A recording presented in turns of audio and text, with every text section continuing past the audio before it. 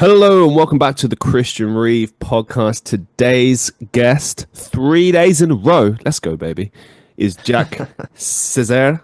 Did I get it right? There you go. You're on it by now. You should be. I should, but I don't know. I'm everywhere at the moment. My head's all over the place. I'm recording. Wait, how many episodes have you done of your podcast now? Real quick. I'm on 33 or 34. 34. Something like that. 33 or 34. Have you? I think the 34th is ready to come out. Ooh, exciting. Have you come across this where you've had to sometimes like go ahead of yourself and you end up recording ahead of schedule and then you then you have to go back and stuff and back and forth? You ever had to do that? So unfortunately, I don't have a schedule. So I try to stick to one episode a month or 2 episodes a month, but coordinating with guests can be difficult. So I don't have a strict schedule. Fucking tell me about it, man. Yeah. Well, to give you an idea of what's going on with me, I just recorded and have finished the 300th episode, which is interesting because when this show finally comes out, you're going to be like, dude, what the fuck? That was ages ago. And I'll be like, yeah, but this is how it works, man. You have to kind of sometimes go ahead before you can go back. What happened was I didn't have anything planned for episode 300, but my audience was like, are you going to do anything special? So I felt the pressure. I was like, I guess I have to then, don't I? And so I've kind of shot myself in the foot now because I did the episode. It was brilliant. Did it with my good friend, Jack Hatcher. Shout out to Jack Hatcher. And I accepted a challenge from our good friend Vilma to answer 300 questions, which at first I was like, easy peasy, right?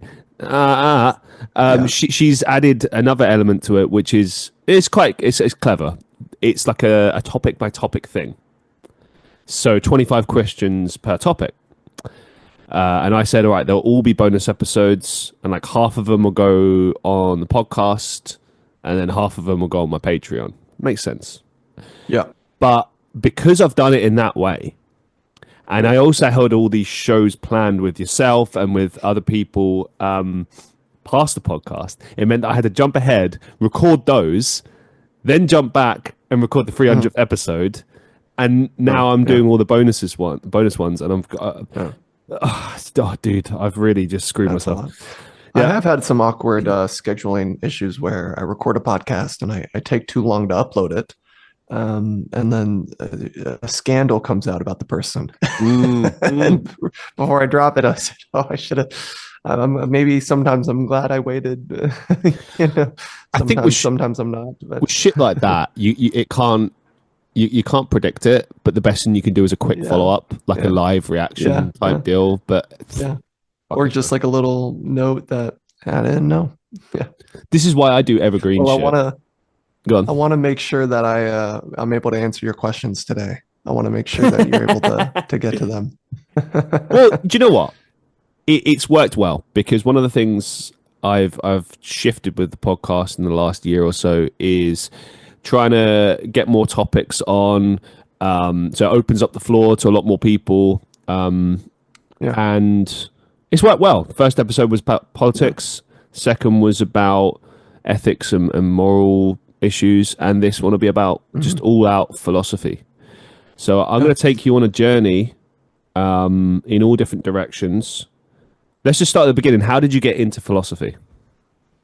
Yeah. So when I was 18 years old, I became a Christian. My parents weren't really Christian. My dad, he's an immigrant from Turkey, but he was more of a businessman, more occupied a little bit with work. My mom would go to church and she would drag us along, but when I was like 13, 14, I quickly stopped going because I didn't want to go. It was pretty boring. But she would always force me to go to various events and whatnot. But I didn't enjoy it. And it was awkward. I was not a super cool kid. I was not super popular. But I still misbehaved quite a bit, but most of my problems were at home. I was quite disruptive at home. School, I managed to somewhat keep it together. Things started breaking down, and this is high school, of course. Things started to break down in my junior year. But at home, I mean, I hated my family. I hated them. And they sent me to a year-long boarding school in the middle of East Texas. And the way you get kids there is you can't tell them, some of them you can tell them where you're taking them. But, if I came and told you, hey, you don't have, you're under 18, you don't have your own autonomy. And I told you, hey, I'm your parent. I'm going to take you away to a boarding school, no phone, no internet, no outside contact. You're going to be there for a year, and you're not gonna really enjoy it. I mean, as a troubled kid, you might kill me as your parent, right? Or you might run away, or you might fight back. So there's a couple ways to get kids there. One of them is lie to them, which is what my parents did, and I don't blame them for lying. I don't blame them, because how do you get a kid there, right? Another one is you can get assisted transport, where in the middle of the night, two big linebackers will come into your room at 1 a.m. and rip you out of your bed and throw you in the back of a car. And I had friends that's how they arrived at the place. I know many people that arrived there through that method. My parents just told me, hey, we're going on vacation. We already packed your bag. I thought it was a little weird. But, and it's weird because it felt undeserved, because I just got out of juvie. This is all building up to how I got into philosophy. Anyway, so I wound up at this year-long boarding school. It's 9 months to 12 months. I was there for 13 months. I guess I had a couple extra problems. And you just do life there. So you make friends there. It's co-ed. There's 30 boys, 30 girls. You make friends. You live there basically among staff members who watch over you. And you don't have your phone. You don't have internet access. You don't really have anything like that. So you're forced to just be yourself in raw company. And I'm happy to answer questions about the place, but you asked a different question. I can go into more detail about that place and some of the crazy events that happened there. But eventually I became a Christian there because, oh yeah, what's up? There's so much I can ask you. I don't want to interrupt it too long, because again, yeah, no, you're it's just okay. I want to get to, yeah. Let me preface this, right? The last time someone said that to me on my show, that exact scenario, right? Yeah. They were talking about a cult. This wasn't a cult. Right. It's called Heartlight Ministries, if anyone wants to look it up. Here's the thing. And this might bring about an interesting discussion, I don't know. Yeah, sure. With organized religion, over the years, there's been a lot of, let's say, similarities drawn between cults and religions. You can make a case for it in some cases, some cases not. Yeah. To be clear, I don't want to discuss like your faith too much, because it's personal. Like I've always kind of seen it like that. Like it's if you want to talk it, I'll answer anything about it. Yeah, I mean it's not why we're here, but I think to me it's interesting that you're a religious man with philosophy. It's not to say that someone who's religious can't be. I mean, there's a lot of crossover, but it's interesting because your mind is like very open and scientific, and what you've just laid out there is like, okay, troubled kid, kind of forceful environment. After the fact, you're like, okay, this was good for me. I can relate to that. I know where you're coming from on that. Sometimes it takes us a lot of time to kind of realize why things are good for us. Sometimes not. It depends. Yeah. So I want to explore that journey. I do want to ask you a few questions about that, because I think it will help us get to where we want to get to, as well as I think it's interesting because, yeah. So, well, before that, I can just take 1.5 minutes. And then explain how it kind of led to philosophy. And I'll skip over a lot of the details here. But basically, I became a Christian there through a series of events. And I was 18 when I left, so I was ripe and ready for college. I had 1 summer out of the boarding school to get ready for college. So I did 13 months in the boarding school, completely shut off from the outside world. Went to summer and then straight into college. Jeez. And so I didn't know what I wanted to do in university, so I was at A&M in Galveston doing. I can't even remember the name of the degree. It didn't matter. I was just doing basics. I wanted a little bit. I wanted to do something a little bit more. I was interested in my new religion that I'd just taken on. I wanted more. I wanted to seek it further. I found out about a place called Dallas Baptist University, and they offered a theology program there, a Christian studies program. So I transferred there, did my last 3 years of my undergraduate there, graduated with my degree in theology. I didn't. Most of my time at university, I didn't really care for school. I still wanted to be a police officer.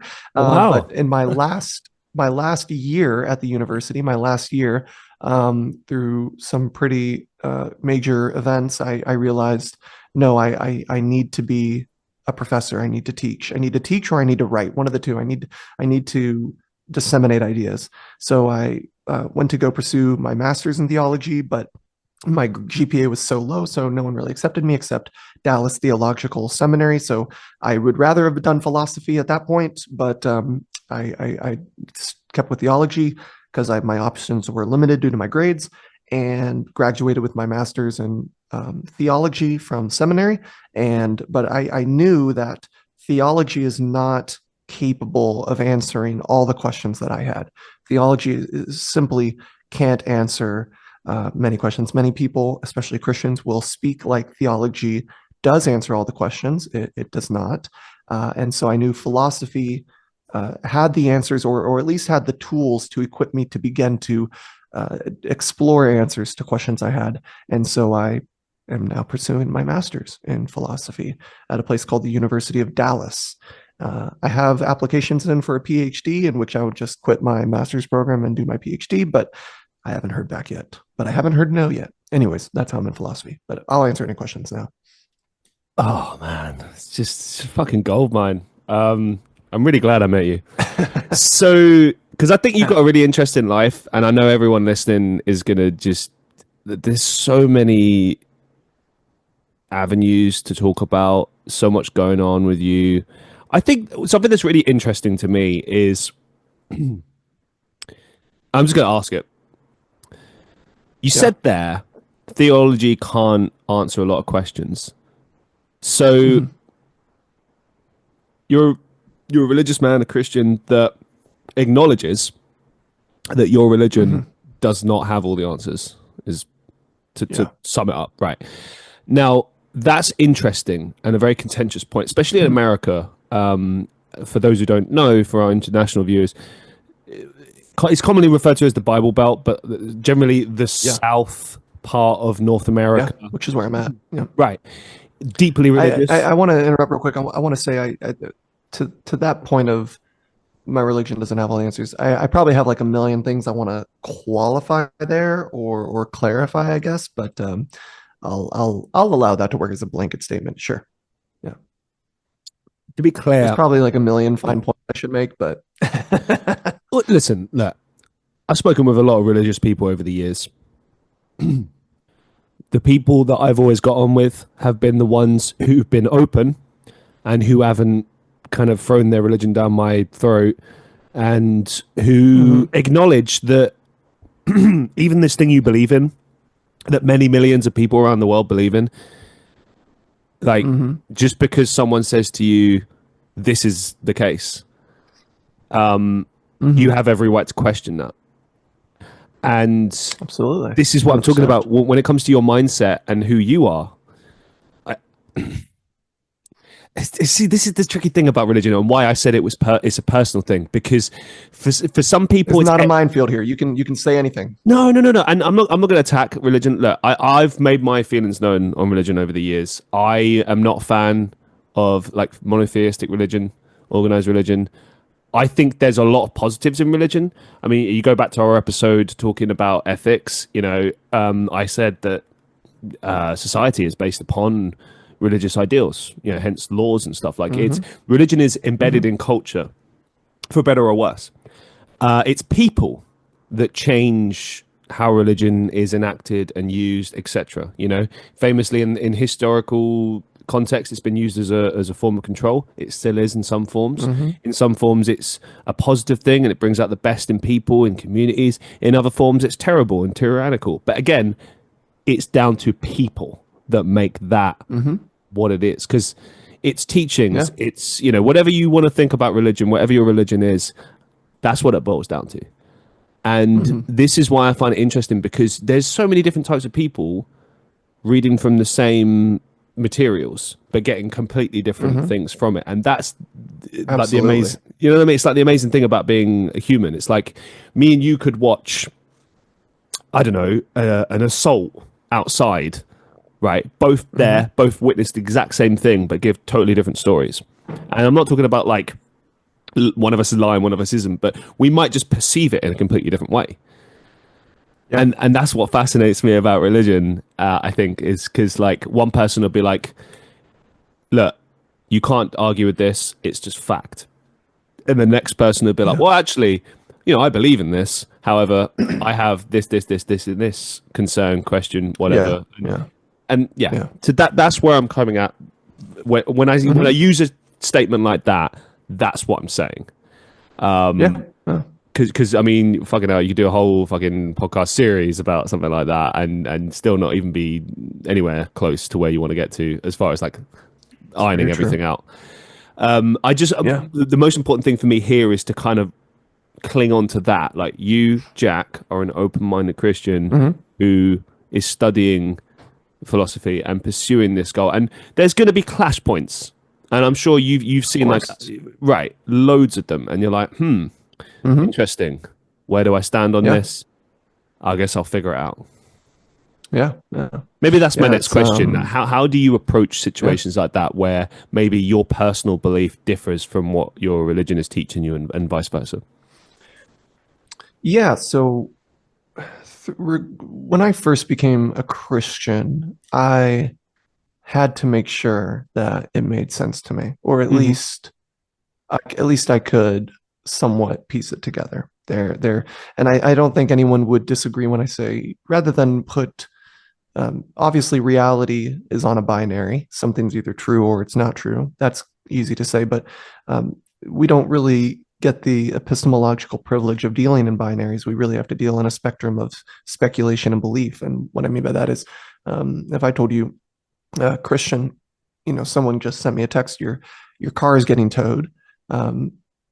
You might find it hard to believe, who do I know that you know? But your car getting towed, it might cause you to at least look out your window, right? It might cause you to look out your window. If I said, Christian, you don't see it, but there is actually an elephant standing right behind you.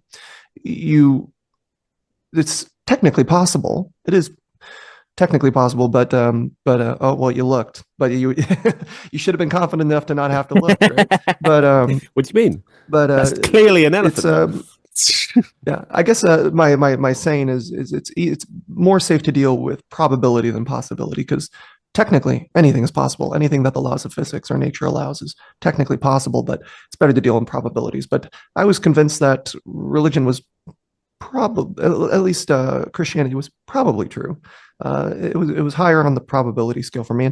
And of course, with any Christian, there's going to be a very personal, sort of emotional aspect of it. And that's very awkward for me, because I often say that emotions have no business being in the arena of reality. They have no business interfering with whether something is veridical or not. And I think we discussed this on the ethics point, where people that think 2 + 2 is 5 and people that think 2 + 2 is 4. Right. Okay.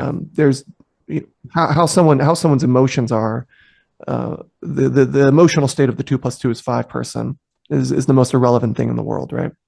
And emotions do not equate to fact. They can. It might be a fact that you're angry, but it doesn't.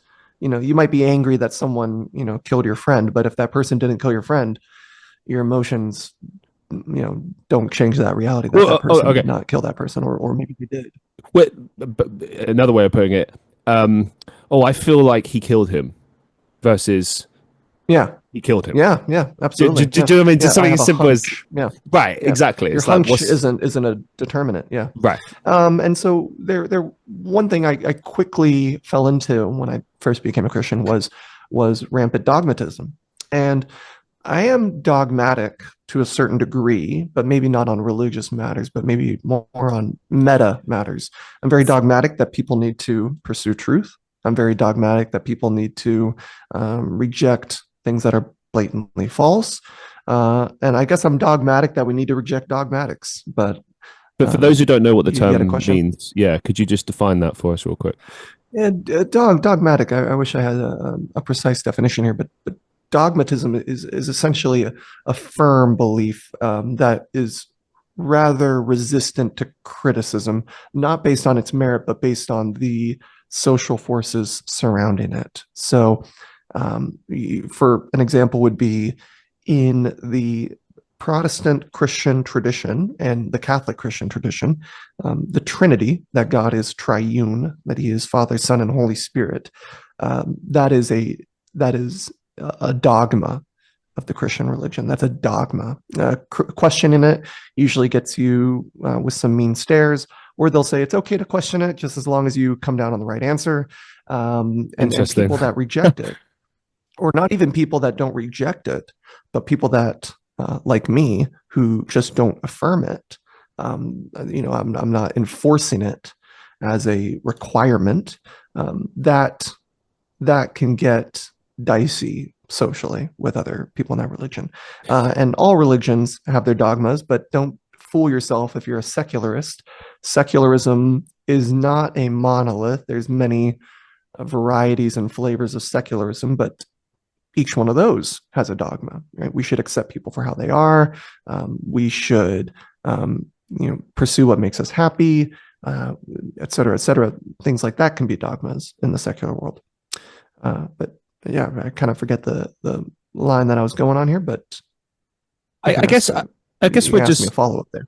Yeah, we're just kind of exploring your religion in general for the time. Oh being. Yeah. You were asking how I handle clashes. Yeah. Well, that's a good point. There is one I found a really tough clash for me was, and this kind of made me, I call myself a Christian because I'm very focused on the man that was Jesus Christ, but a lot of people in my intimate religious community, and my community is very intact. So I mean, like I mentioned, I did 2 degrees in theology, and I also helped plant a church here in Dallas, Texas, and all my friends come from the church, and me and my wife are greatly involved in it. So I'm pretty intertwined. But in my studies, another dogma of the Christian faith is that the Bible is either inerrant or infallible and is also written by God. Now, there's a lot of things to unpack there. When I say written by God or authored by God, it doesn't mean that God had a pen and put together these 66 books. Rather, we know there were individual writers, obviously, but we say these authors of the various books were inspired by God, and not inspired in the way that you watch a music video and you're inspired to go do something, but inspired in that God had a certain degree of dictation with them. So, and there's a spectrum to this. In the world of theology, academic theology, there's a spectrum of dictation. So on the lower end, someone will say that God put the ideas in their mind, and then they freely wrote down these ideas into the book. And then you can get more strict on it. Well, God told them word for word what to write. And then on like the higher end of the spectrum, it's like God took over their bodies and then wrote it through them, right? So it's a spectrum. But anyways, they say that the Bible is inerrant and authored by God. But when I looked at the canonization process, oh, you got your hand up. What's up? I just want to add to it's like being in class. So I got something. Yeah. I just wanted to comment on that specific point because I think it's really interesting. Yeah. Sometimes, not often, but sometimes my audience, you might hear me say, "Oh, I'm a messenger," like as in, like I. There's nothing special about me. I'm just taking ideas and turning it into something, or like I see like my skills and talents as gifts. What do I mean by that? Well, when people have asked me about like songwriting, how do ideas come to you, right? Like people seem to think that these big grandiose, like I don't know, moments or whatever. Nah, an idea Yeah. just comes, and it's up to you whether or not you turn it into something. Hence, messenger, right? Yeah. Not a Yeah. religious thing. Just I see myself as like a person who takes ideas and turns them into something. But I don't feel that the ideas are mine. Even though like a song is mine, I wrote the song, I wrote the lyrics, I wrote everything. It came from me. Yeah. Yeah. It still feels like it was given to me in a sense. And with what you were saying just then, that's a big thing for me. Because to be clear, I'm somewhere between like agnostic and spiritualist, I guess. I don't know. I like to keep open. I think the trouble I've always had is when people say it's this and it's definitely not anything else. I'm like, how do you know? Yeah. Like it just, how do you know? Yeah. Hence agnostic. Like for those who don't know what that means, it means you believe there might be something, but you need some proof. You need some kind of concrete, like this is what it is. Because I actually think that if there is a God, it's not what we think it is. I think it's either one or two things. Either one. It's fucking hell, just jumping into it here. Either one, like a energy, presence, a thing you can tap into. Because I think a lot of people assume, guy on the clouds or guy on or something. Doesn't have to be a guy. People do think that. Yeah, and I can see why. Like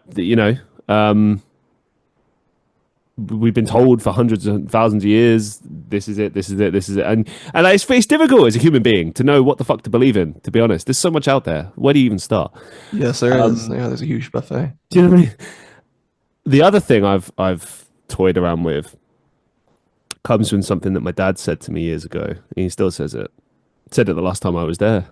He said, humans are collective consciousness experiencing life in an individualized context. Or another way to put it is, we are the universe experiencing itself.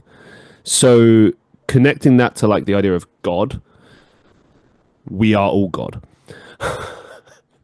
Yeah, pantheism. Yeah, like, and I don't know. Again, this is why I keep my mind open, because there's so many possibilities, and I always look at my life and go, okay, well, I'll try and focus on the things that I know are definite, or at least I feel are, like, to be good, to do right. There's no one around. I'll hold my comments on that. Well, I mean, I know where you're going to go with it, and even I would be like, well, who's to say? Bite my tongue. Who's to say what's right and wrong? Oh, boy. Who's to say? Right? You are. Yeah? Well, no, but what I mean is like, in the same sense of like, okay, there is a God, there is not a God, there is a person who can define what you should and shouldn't do, etc. Who's to say what's right and wrong? And this is the fascinating thing about religion, because some people will take what they learn and go, this is fact. I'm going to live by this. I'm going to use this as a template for my life and teach my children and so on.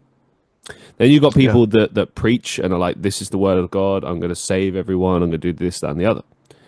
Then you've got people who, like the other, I'd say most people, which is kind of like you either take elements of it or you use it as a guideline, but you don't necessarily follow everything, or you kind of make your own thing, but you still believe in it.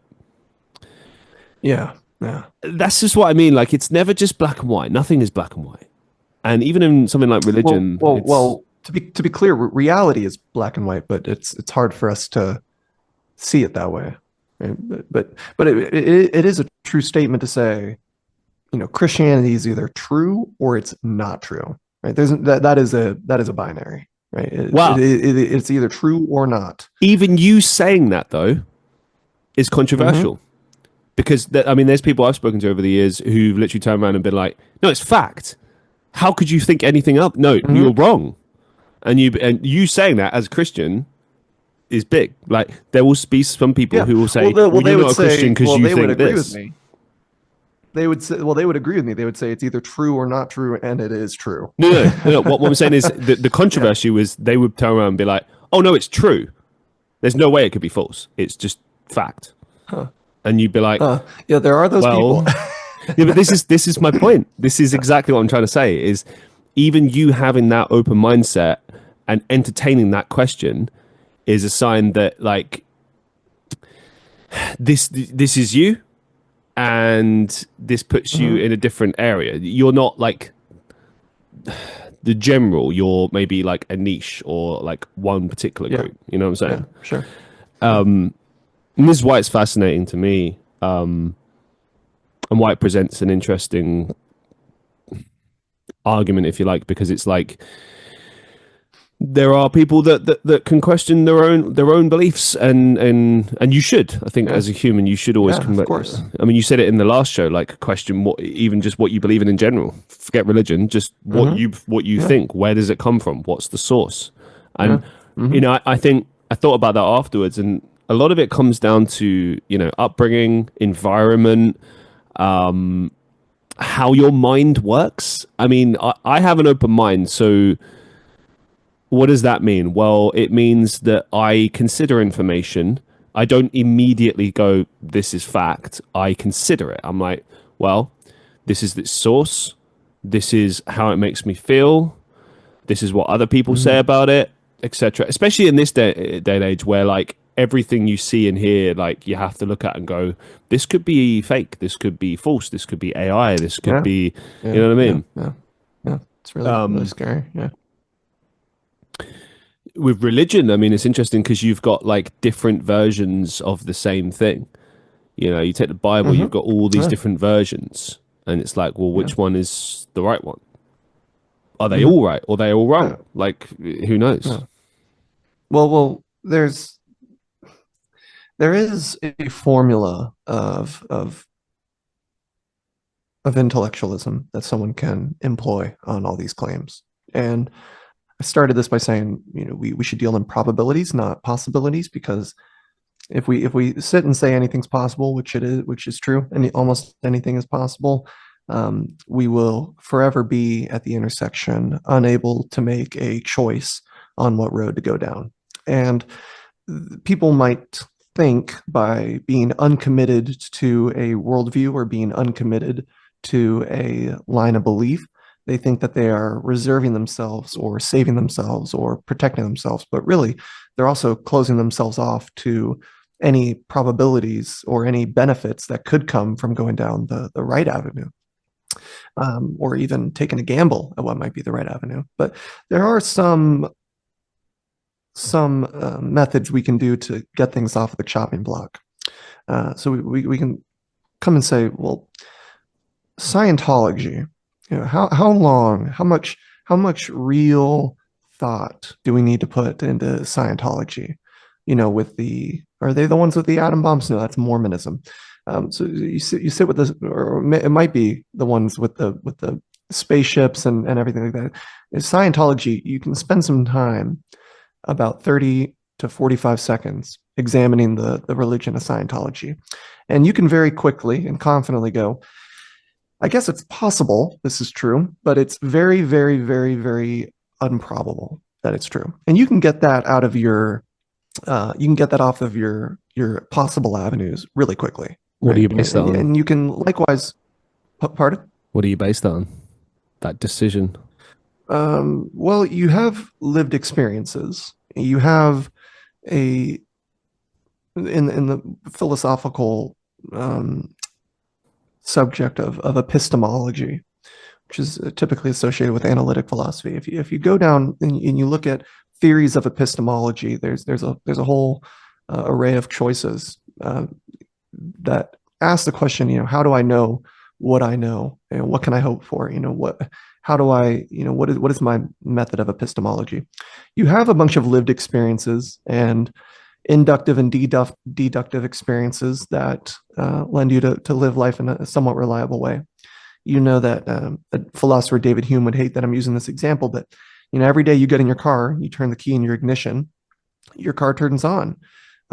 You have pretty good reason to think that tomorrow, if you put your key in the ignition and you turn it, your car's probably going to turn on. David Hume would say you have no reason to be certain of that. I'm not telling you to be certain, but you can just say it'll probably turn on based on the past 10,000 times I put my key in the ignition. To speak to that, though, how can we be certain that we know anything at all?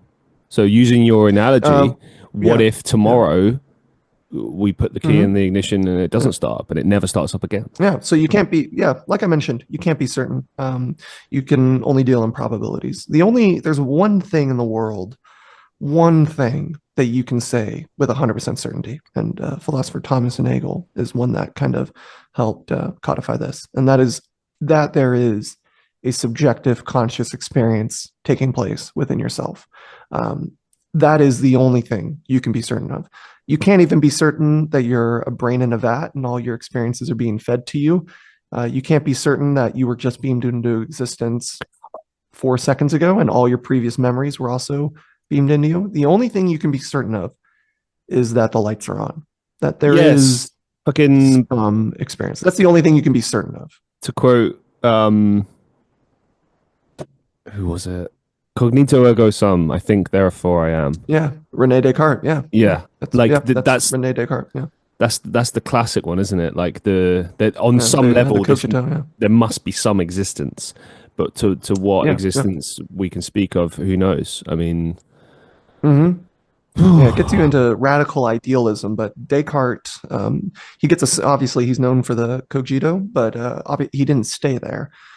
So you can start with the one certainty, which is that there is subjective conscious experience. But then there are things you can sort of do to weasel your way out of there. One is to say, well, there is subjective conscious experience. That means there is something, and something implies maybe a maker, maybe a creator, maybe something teleological, maybe something cosmological. And I mean, Rene Descartes, he was quite a devout religious man, but so people don't need to be stuck in idealism. And in fact, no one is stuck in idealism. The idealism being, a complete skepticism of all experiences. So there's no way to be certain that your keys will Let's back up. Start your car tomorrow. Yeah, what's up? In a way, it sounds like you're saying that being skeptical as a concept is an inherently bad thing. Can it be a bad thing? Shouldn't we scrutinize and be skeptical? I am skeptical of many, many things. But to live in radical skepticism, and skepticism is not just something you do. Skepticism is a philosophical school of thought. There are maybe they're not around as much as they used to be, but there was a school of radical skeptics, and the radical skeptics are just useless people because they doubt everything. I mean, they are, and if someone is radically skeptical or skeptical of everything, I mean, people wear this like a badge. What they don't know is, one, they're probably living inconsistently, because like this goes back to our ethics thing. The moment anyone says anything should, right? Like if I say we should be skeptical of everything, my level one debate bro strategy is to say, should I be skeptical of that claim? Should I be skeptical that I should be skeptical of everything? Right? Like it's so unsound. It's so easy to be inconsistent in radical skepticism. We should question things. Of course we should question things. We should be ready to be wrong on things. Of course we should be ready to be wrong on things. But to play devil's advocate, though, how do you know that everything that you know is not a lie? How do we know that I don't. Do you know what I mean? I hear what you're saying. You're saying treat everything with a healthy dose of skepticism, do question things, but don't live in this idea that everything is bollocks. But what if it is? Then it is, and there's nothing I can do about it. All right?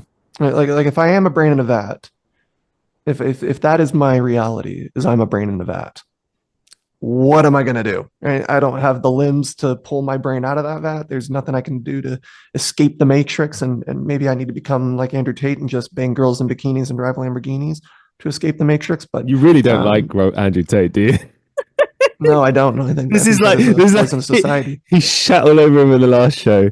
Don't get me wrong, I don't like the guy either, but it's just funny. Like, good. I can tell you're just like waiting for an opportunity. I'm going to come for you, man. I'm coming for you. Can I attack Andrew Tate in this episode? Yeah, find an opportunity. Yeah. The thing with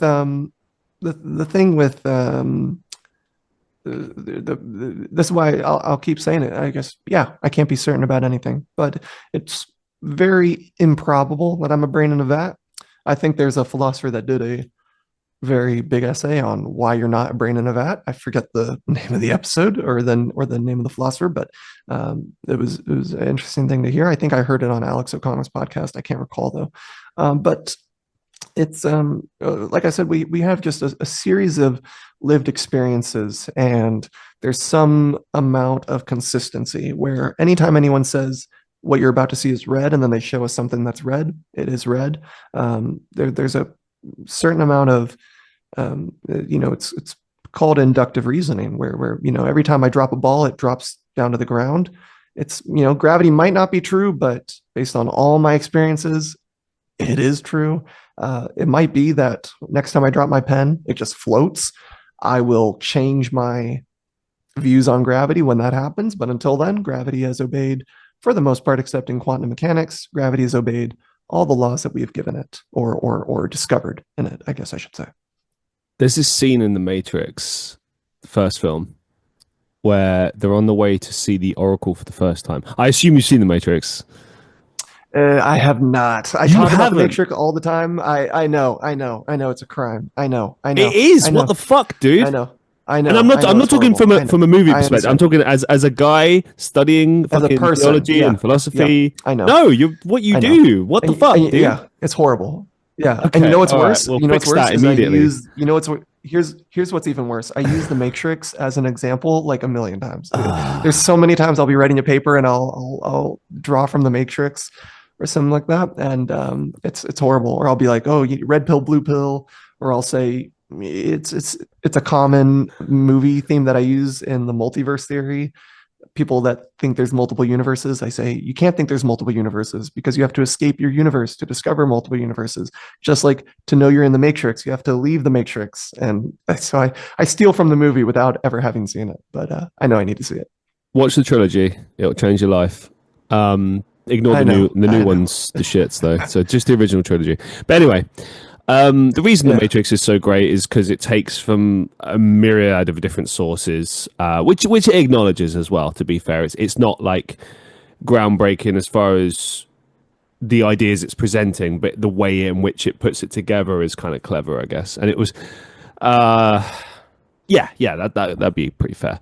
Anyway, in the first, there's a lot of things in the first movie from a philosophical perspective that I find quite intriguing. And one of them is what we were just talking about, where Neo's in a car and they're in the Matrix and they're on the way to see the Oracle, who is this program who it's never really 100% clear what the purpose of the program is as far as like why it exists, who created it. Like it is kind of explained later on, but it's kind of like almost like an anomaly that would exist in that world and so on and so forth. But basically all the human characters go there to consult with this program about their future, their decisions, like you would a regular fortune teller, I suppose. So he's on the way and they're driving and they go past like a Chinese place and he's like, oh, I know that place. I used to eat noodles there all the time. Great noodles. And then he turns to this woman, Neo, this woman, Trinity, on his right, and he says, I have all these experiences.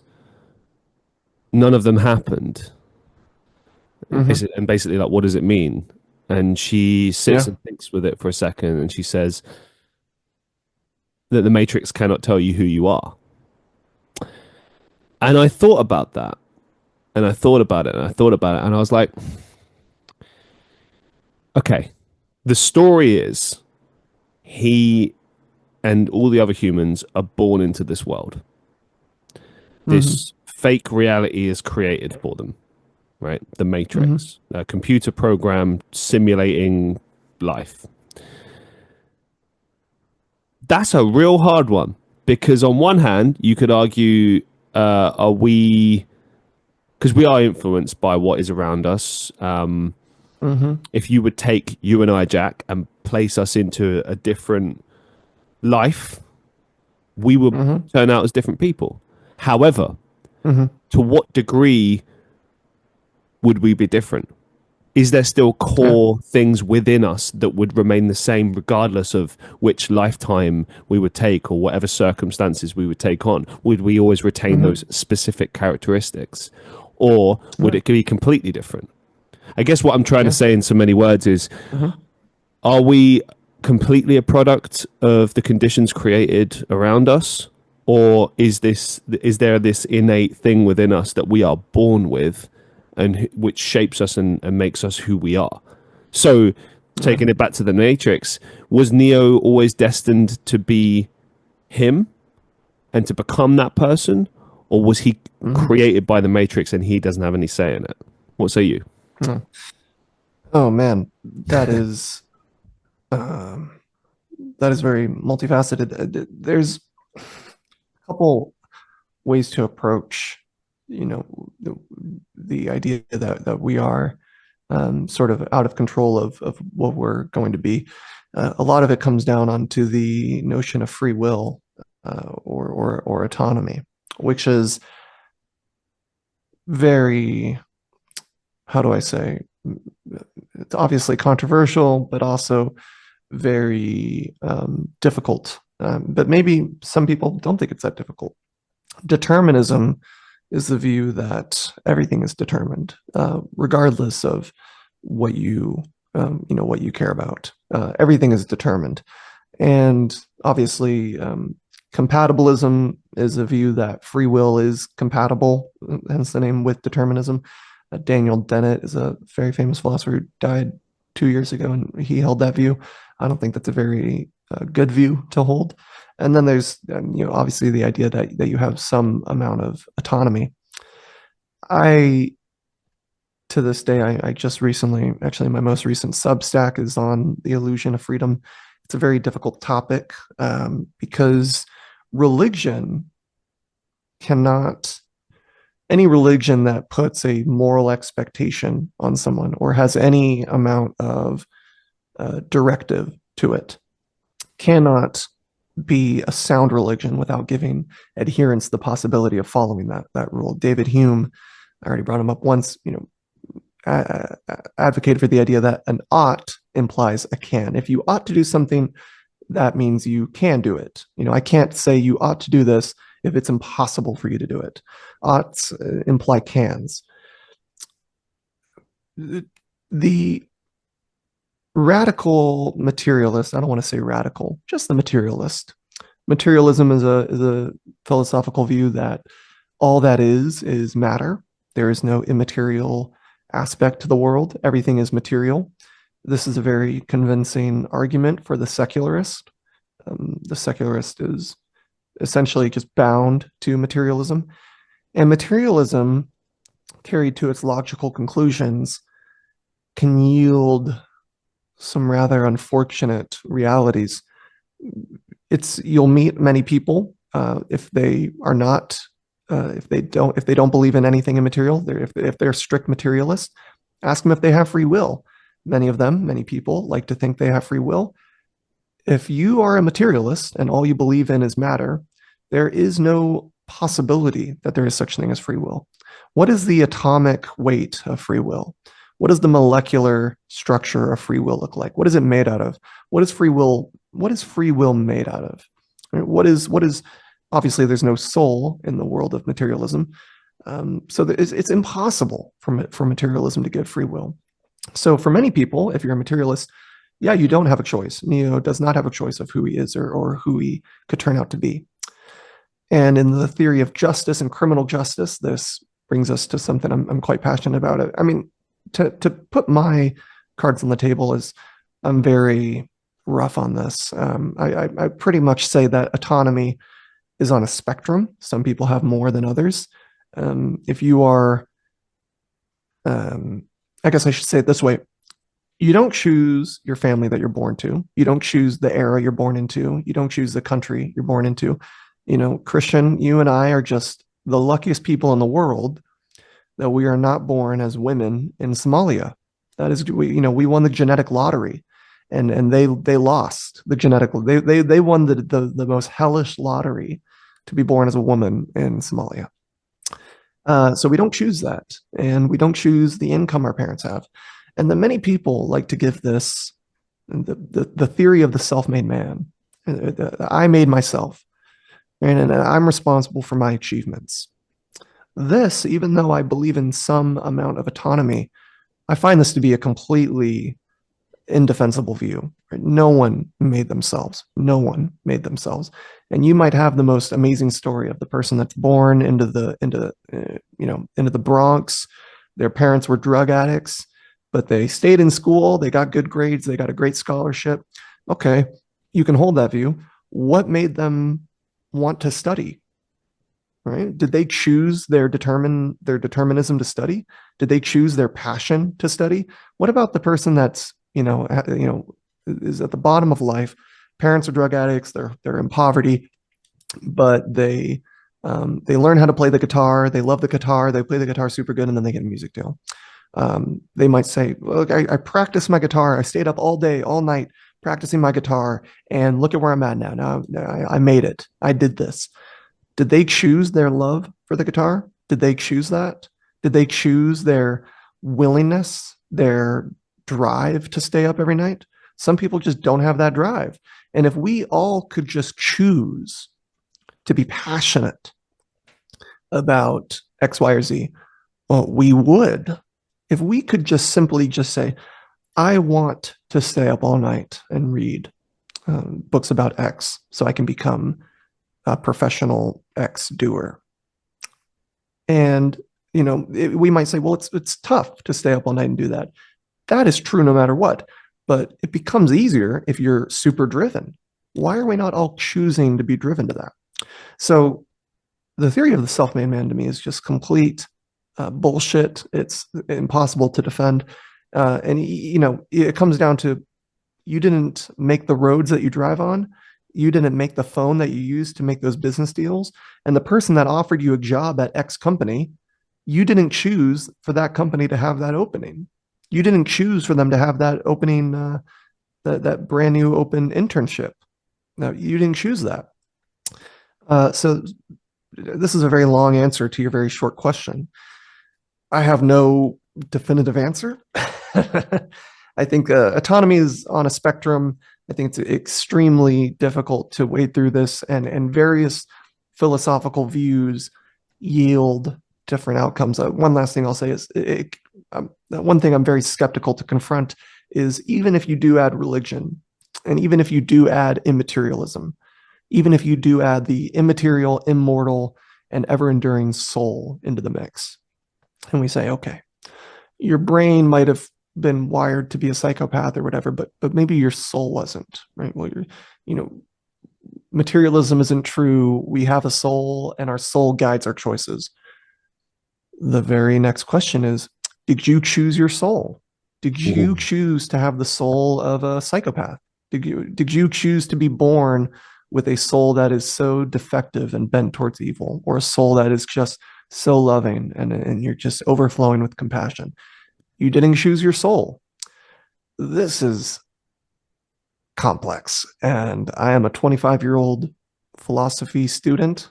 I'm not in a PhD program. I have not read enough literature to be able to comment much further. But yeah, that's my answer to your very short question.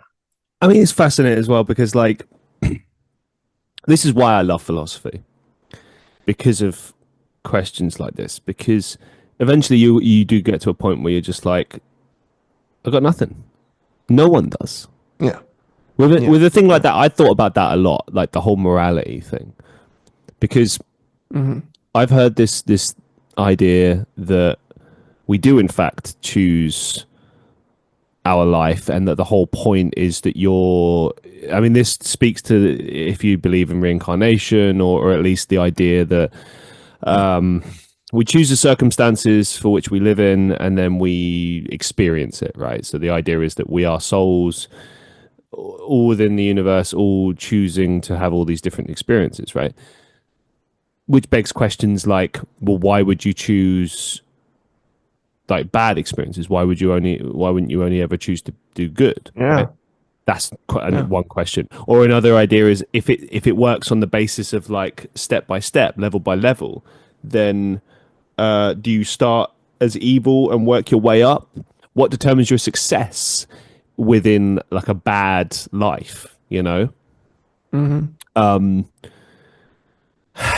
Just like if we look at like religion and like how you've got the concept of heaven and hell and morality and stuff like that, like if we choose these existences, or as you say, if we don't have any control over it, we're just thrown into it. Then if you would take a person like say Adolf Hitler, is this a person, this soul condemned forever? Do they get another chance? Do they deserve another chance? Who deserves chances? Do you know what I mean? Like there's all these different questions that in a way, like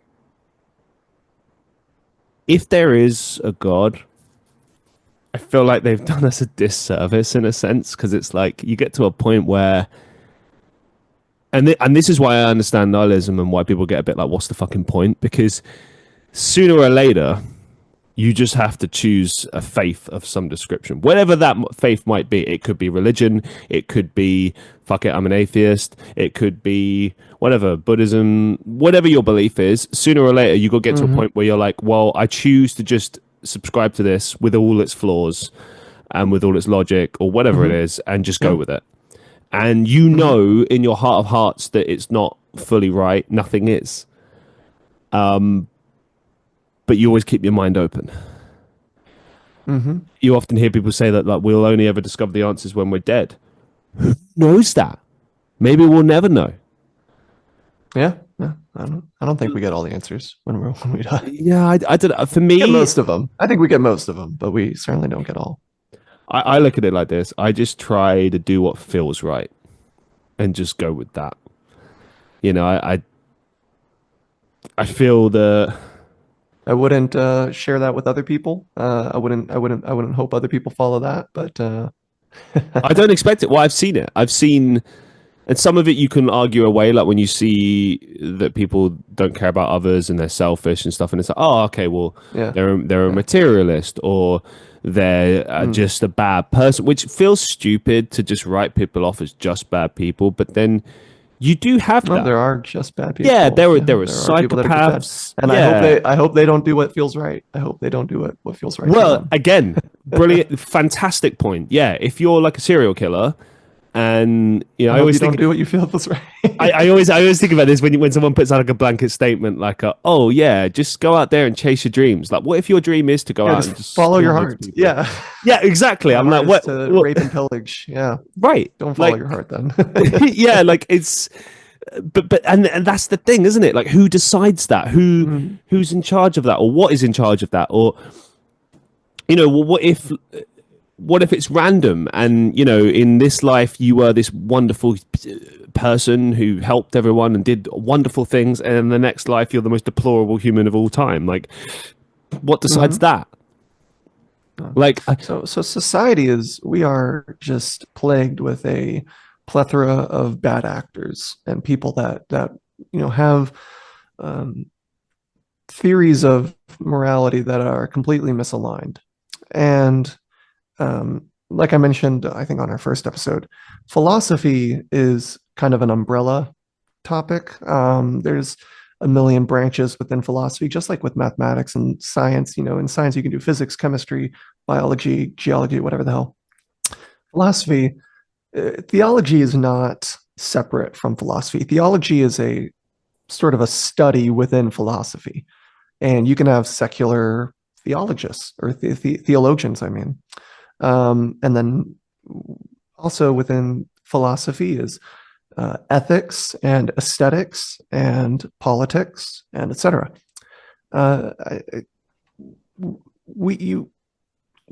Third episode now, and we keep coming back to this question of who defines what is right and who defines what is wrong.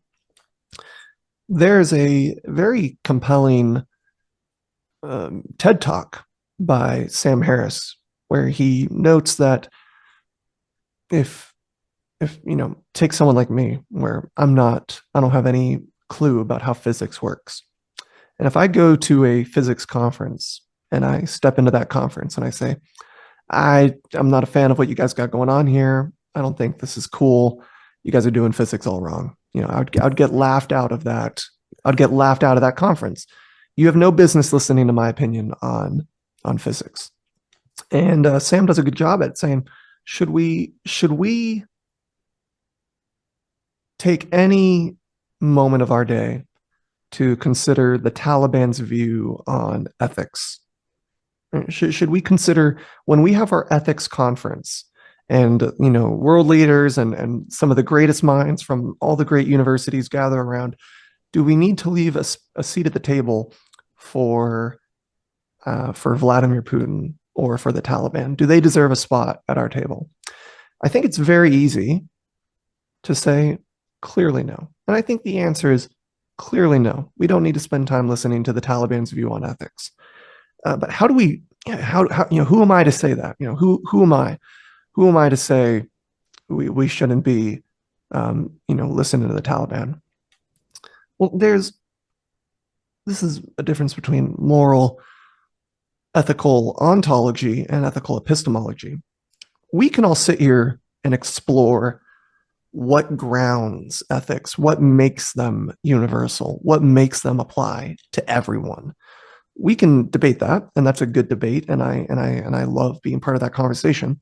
One thing that I think is a little easier to get through is the moral epistemology. That, for the most part, everyone in the world, for the most part, with a few outliers, roughly agrees on some general blandish theory of ethics. We've twisted it and skewed it in various directions, but for the most part, everyone will agree probably shouldn't kill innocent people. Everyone would agree we should probably help the poor. We should probably make sure people have enough food to eat. We should probably not let businesses swallow up all the food into their stocks and inventories and then sell them at marked up prices. For the most part, we all kind of agree on this. And the fact that we all kind of agree on this says, regardless of the debate on how it's grounded, where universal ethics is, regardless of that debate, there's probably a universal code of ethics that we're all kind of tapping into. For that reason, and for that specific reason, we need to go back to a world, or go back to a view. I say go back because it used to be this way, where just like we have, expert physicists, and we go to these expert physicists and expert biologists to get the best view on physics and to get the best view on biology. There used to be the best mathematician. That's the guy you would go to. That's the guy when you're in school and you have this weird crank mathematical theory. We go ask that guy what he thinks of your theory. And if he says it's bullshit, it's probably bullshit. You might be a young prodigy and you might redefine mathematics, but for the most part, we're safe with offloading our views on mathematics to that guy, because you and I don't have enough time to learn math. That guy did it for us. And he's, for the most part, going to give us the direction. We have this for every subject, including aesthetics, right? We have people that judge beauty contests. We have people that judge art. We have people, and you might say, this piece of art that got last place, I actually find it beautiful. Cool. But for the most part, your view probably goes against the general view. And we, for the most part, trust these art judges. I'm not really an artistic guy, but I generally trust art judges to kind of tell us what is beautiful in the general sense. We have this for everything except ethics. Why do we not have professional ethicists that we go to? When we here in modern society have conversations about ethics, we feel like we need to leave a spot open for everyone's voice, including people like the Taliban. Right? What is the leader of some radical Islamic regime in Iran? We should leave space for the leader of Iran at our ethics table. The guy that's executing women when they get raped. Right? What business does he have being at our table? And so, again, it goes back to kind of how I started this episode, never being certain, but dealing with probabilities. I guess it goes back to the whole when we were talking about morals and ethics in general, um, does everyone deserve the right to a say? And it's like, I guess you could make an argument that like once you get to a No. certain extreme, well, hold your horse. It's like when you get to like an extreme point of thinking that, as you say, goes against what most people would think, to the extent that it's considered evil and so on and so forth. So society sort of, for the most part, agrees this is wrong. You invalidate your Yeah. right to a say, right? Now, this is fascinating, right? Because society agrees as a whole for the most part. But then we've seen like storybooks over the years where the opposite is true. Maybe a society on like an island or something Hmm. all agree to this like really fucked up way of doing things, but then you've got a small silent Hmm. majority that are like, no, no, no, this is wrong. Yeah. And Yeah. then they're Yeah. executed by that Hmm. community Yeah. because Yeah. that community Absolutely. has decided XYZ. Hmm. And the same is true of the world. Like, I'm not saying if that's right or wrong or not, but that's kind of like what we're dealing with is, as you say, there's Yeah. a more or less like universal, like, okay, this is, we mostly all agree this is wrong. Well, I think when Hmm. people Yeah. try to make a crazy argument like, well, everyone deserves a say, like when it's like extremists or something, Hmm. what they're more concerned with, and I understand, is in general the idea that if we start saying certain groups of people can't have a say, then where could that lead? And Hmm. that's a very valid argument. But Yeah. as you've outlined, if you're giving a say on ethics to people who are you know Ted Bundy has no reason to give us right, his view on ethics. do you know what I'm saying? Like Yeah. it's where do you expect that conversation to go? Yeah. Well, yeah, It's a crazy it one. gets down to yeah, it gets down to finer points, and it does warrant a conversation. It's not like we should be closed off to the conversation, but and one thing I want to mention, and I want to reinforce in case this is people's first time listening, and they don't listen to the other episodes. I'm not a cultural relativist. I don't think that majority means truth. Right? I don't think the majority determines what's right. And I gave an example It does though. in a previous episode where well, careful there, because I gave a previous example where if it's cliche, but if the Germans won World War II, the whole world got taken over. You and me, Christian, are raised in Nazi UK and Nazi America, and you and I both grow up hating Jews. We hate Jews. When we see them, we kill them. The question is killing Jews still wrong? That's Of not course it's still that's wrong. hold on. Okay, here's the thing with that. You raised it last time. Let's explore that for a second.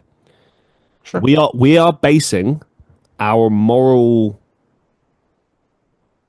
compass based on what we know, what we brought up. Like we've been brought up to believe everyone is equal, and you don't single out certain groups, right? For the most part, that's what most people believe. For the most part, now a lot of people don't believe that. A lot of people will go against that, but like you said, universally, most people think that way. Like we all deserve rights. We all deserve, For the most part, yeah. yeah, like regardless of religion, creed, culture, race, gender, etc. Right? That's like the basis of human rights. That's what it's supposed to be. Now, of course, you and I both know, and those listening know, that there's a big difference between ideals and then the reality of the situation. Like what ends up happening. I mean, just look at the world right now. We're at war everywhere in the country, everywhere in the world for different reasons. Some historic, some based on land, some based on religion, some based on a mixture of all of the above. Societal divides based on cultural issues, cultural clashes, economical status. I mean, the list goes on, right? So when you add all these things into the pot, it adds another layer of difficulty as far as like everyone deciding, because everyone's coming from a different perspective, a different point of view. Do you know what I mean? Like, for instance, if you've got people at two different financial levels, they're going to have drastically different opinions about how society should work, how it should be run, what's right, what's wrong. Yeah. Right. So bringing it back to that original point, society is decided by the people running it. And that's what gets taught, that's what gets handed down, etc. So if the Nazis had won the war, and that's what they were teaching, right? That's what we would believe, because that's what we would have been taught, you know? Yeah, that's my point. That's my point. Yeah, we would believe that. Yeah, so we are beholden to the information given to us. And the information given to us ultimately decides morals, ethics, Oh, so, well, I disagree right there at the end. Cool. The All right, go for it. The information given to us does not determine the universal truth of it, which is why I think a lot of people, regardless of their view, would say, yes, if the Nazis won World War II, it would still be wrong, regardless of what I believed. Right? And I mean, I'm not talking, to be clear, I'm not talking about like killing is wrong, right? Even if you were raised to think killing is good, you would still think killing, or the truth that killing is wrong. The difficulty, again, we have that belief because someone taught us that. Someone taught us at some point. Someone realized it. Someone realized it. Dude, at some point, whether it was religion, your school, your family, whatever, at some point you heard killing is wrong, and you were like, okay. And to add to this, you then made your personal decision. So you heard that and went, yeah, I agree, or you went, actually, right? Because that's another element. Christian, right?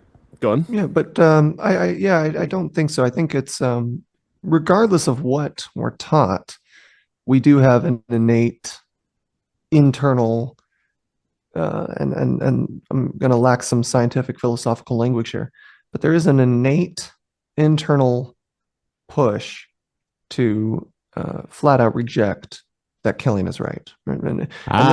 See, you're wrong. Oh, how? Serial killers, psychos, they don't feel the same way. Do you think Ted Bundy but when we looked at that and went, oh yeah, killing is wrong? No, he went, I love this. But that doesn't matter, right? Because if we No, it does, because it goes exactly against what you've just said about the innate response. See, I'm trying to play devil's advocate here. When we look at his psychology, if you were to run a brain scan on him, I get it. You would be able to quickly find some malfunctions there. Not necessarily. I think a good example of this is someone like Charles Whitman, who was the Austin, Texas tower shooter. Charles Whitman. Let's throw another element into the throw, right? Oh, okay. So your point there is okay. So psychopaths, that they're not thinking clearly because they're psychopaths. Their brain chemistry works differently, which is a valid argument, right? However, what if I said to you, oh, this guy's brain chemistry perfectly fine. We did all the brain scans perfectly fine. He's just evil. He just thinks that. What say you then in that scenario? Yeah. So there's many philosophical experiments you can do to cut through this. One of them, and of course, just in my flavor, I forget the man's name, but he makes this argument in economics, but you can make it in ethics as well, where, sort of picture yourself before being born. You're just a mind, but you get to create the economic system that you are about to enter. Yeah. You get to create it, but you don't know where in this economic system you're going to fall. So you could say, I'm going to create a 1% ruling class. They're going to hold 1% is going to hold 99% of the wealth, and the other 99% is going to divvy up the 1%. You can make that model, but you are going to be randomly placed into it. So you choose how much you want to offload to the top 1%, right? And when you don't know where you're going to fall into that economic, I'll switch this to ethics so it's relevant. You can, create your own society, with ethical laws or laws based on ethics, but you don't know how safe you're going to be in it. You don't know how much money you're going to have to protect yourself. You don't know where you're going to be. What laws would you make not knowing where you're going to be in that society? A lot of people are going to choose laws of safety. They're going to choose laws of justice. If you could make your society to where Black women don't vote, well, there's quite a few Black women. What if if you're going to be randomly placed in there, you're going to hope you're not a Black woman, right? So you might change that to where maybe Black women can vote. And likewise, you extend that out. And if Ted Bundy, right, or Charles Manson was creating his ethical society, not knowing where he's going to be in there, permitting people to mass murder, rape, and eat their victims would probably, now I don't think Charles Manson or Ted Bundy were able to think this abstractly, but Charles Manson and Ted Bundy probably wouldn't put a allowance for murdering and eating and making lampshades out of your victim's skin. That probably wouldn't be really in their ideal society. And so that is one way I can say it is what is the society you would create not knowing what social, economic, or racial or religious category you're going to fall into? Have you been placed in that society? That is one good way to kind of weed out a lot of the bullshit. Well, it goes back to what you were saying before about probability and how, I guess if that's what life is, because this kind of ties in with what I was saying earlier about like choosing your family, your scenario, what you're going to be born into, etc. That assuming we're on the same wavelength there, that's like the same principle. It's like, all right, I'm going to choose all the conditions of not just, well, actually, okay, all right, fair enough. In my scenario, it's you choose all of your everything. Like, this is what I'm born into. This is what will happen. You won't necessarily choose the outcome, but maybe you choose like the lessons and the conditions. But in your scenario, it's like it's the opposite. You don't get to choose you, but you get to choose everything else, which is an interesting concept. And then by that logic, it's like, okay, I guess it depends how much of a risk taker you are. Like, how much challenge in your scenario, right? Which I know is tongue in cheek because it's the system we have now. It's funny. It's like, what if we did choose this and we are big risk takers? We're Han Solo just going, I like those odds, and it's like, tell me you've seen Star Wars. But you might, oh yeah. Okay, thank God. There's some hope. My wedding ring is actually, I'll try to hold this close to the camera for you. Yeah. You might not be able to see this. This probably won't work, but my wedding ring actually has Darth Vader and I'm going to pull it away. You're not going to be able to see it, probably. It's so dark. Darth Vader and Luke Skywalker fighting.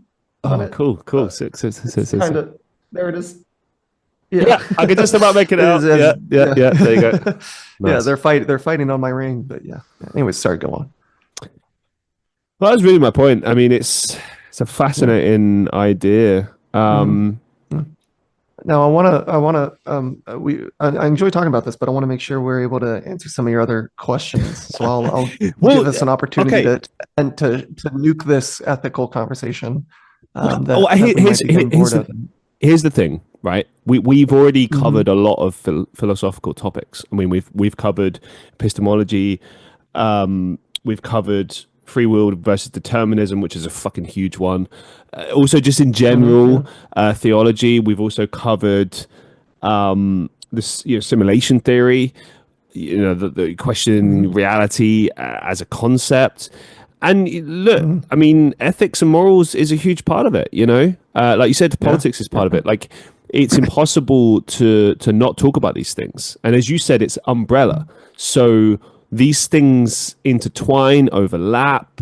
You can't help but talk about these things without talking about other things. And that's what I love about it, because if it were just black and white, then you would have concrete answers. But you don't have concrete answers in philosophy. You have, like a series of what ifs. And it's a bit like, when you were a kid and you had the whole flowchart diagram thing where it's like, okay, so if this is the case, then it will lead to this, but then what about this? And it's like, it's basically that, but there's Yeah. no Yeah. like definitive answer Mm-hmm. unless you've chosen like a faith point or a viewpoint and you're Yeah. sticking with that. Absolutely. You know what I mean? And this is why religion is fascinating, and why, in a way, I envy that level of faith, because I personally can't overlook the flaws in certain ideologies and religions and so on. Because I'm like, yeah, but what about this? Oh, but what about this? And I know a lot of people would then be like, well, Christian, what do you believe in? Like, forget everything else for a second. What's the key core belief for you? And I'm like, I don't know. Maybe it's too early. You hear a lot of people on their deathbed going like, suddenly, oh, I'm a Christian now, or I believe in God, or whatever. Yeah. Why? Because they're afraid. Nice and safe. Nice and safe. Yeah, they're afraid. I get it. Yeah. Many times. Sometimes it might be genuine, but other times, they probably will be afraid. I personally believe in, I think I said before, like, maybe a God, maybe not. Something. I believe in something.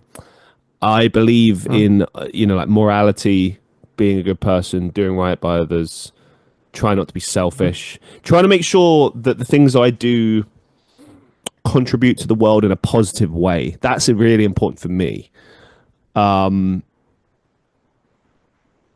If I was gonna, like, quote unquote, write a ticket to heaven, if that's the deal, if that's what is awaiting us, I'd like to think that I could be like, oh, hey, well, you didn't believe in me, but at least you lived a good life. So, all right, cool.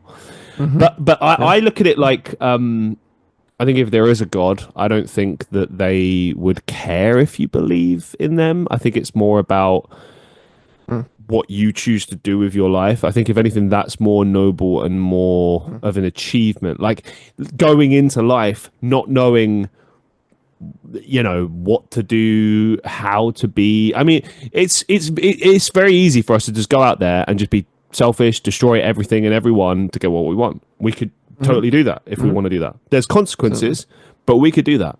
Yes. And you see plenty of people do that. Well, you see plenty of people do that.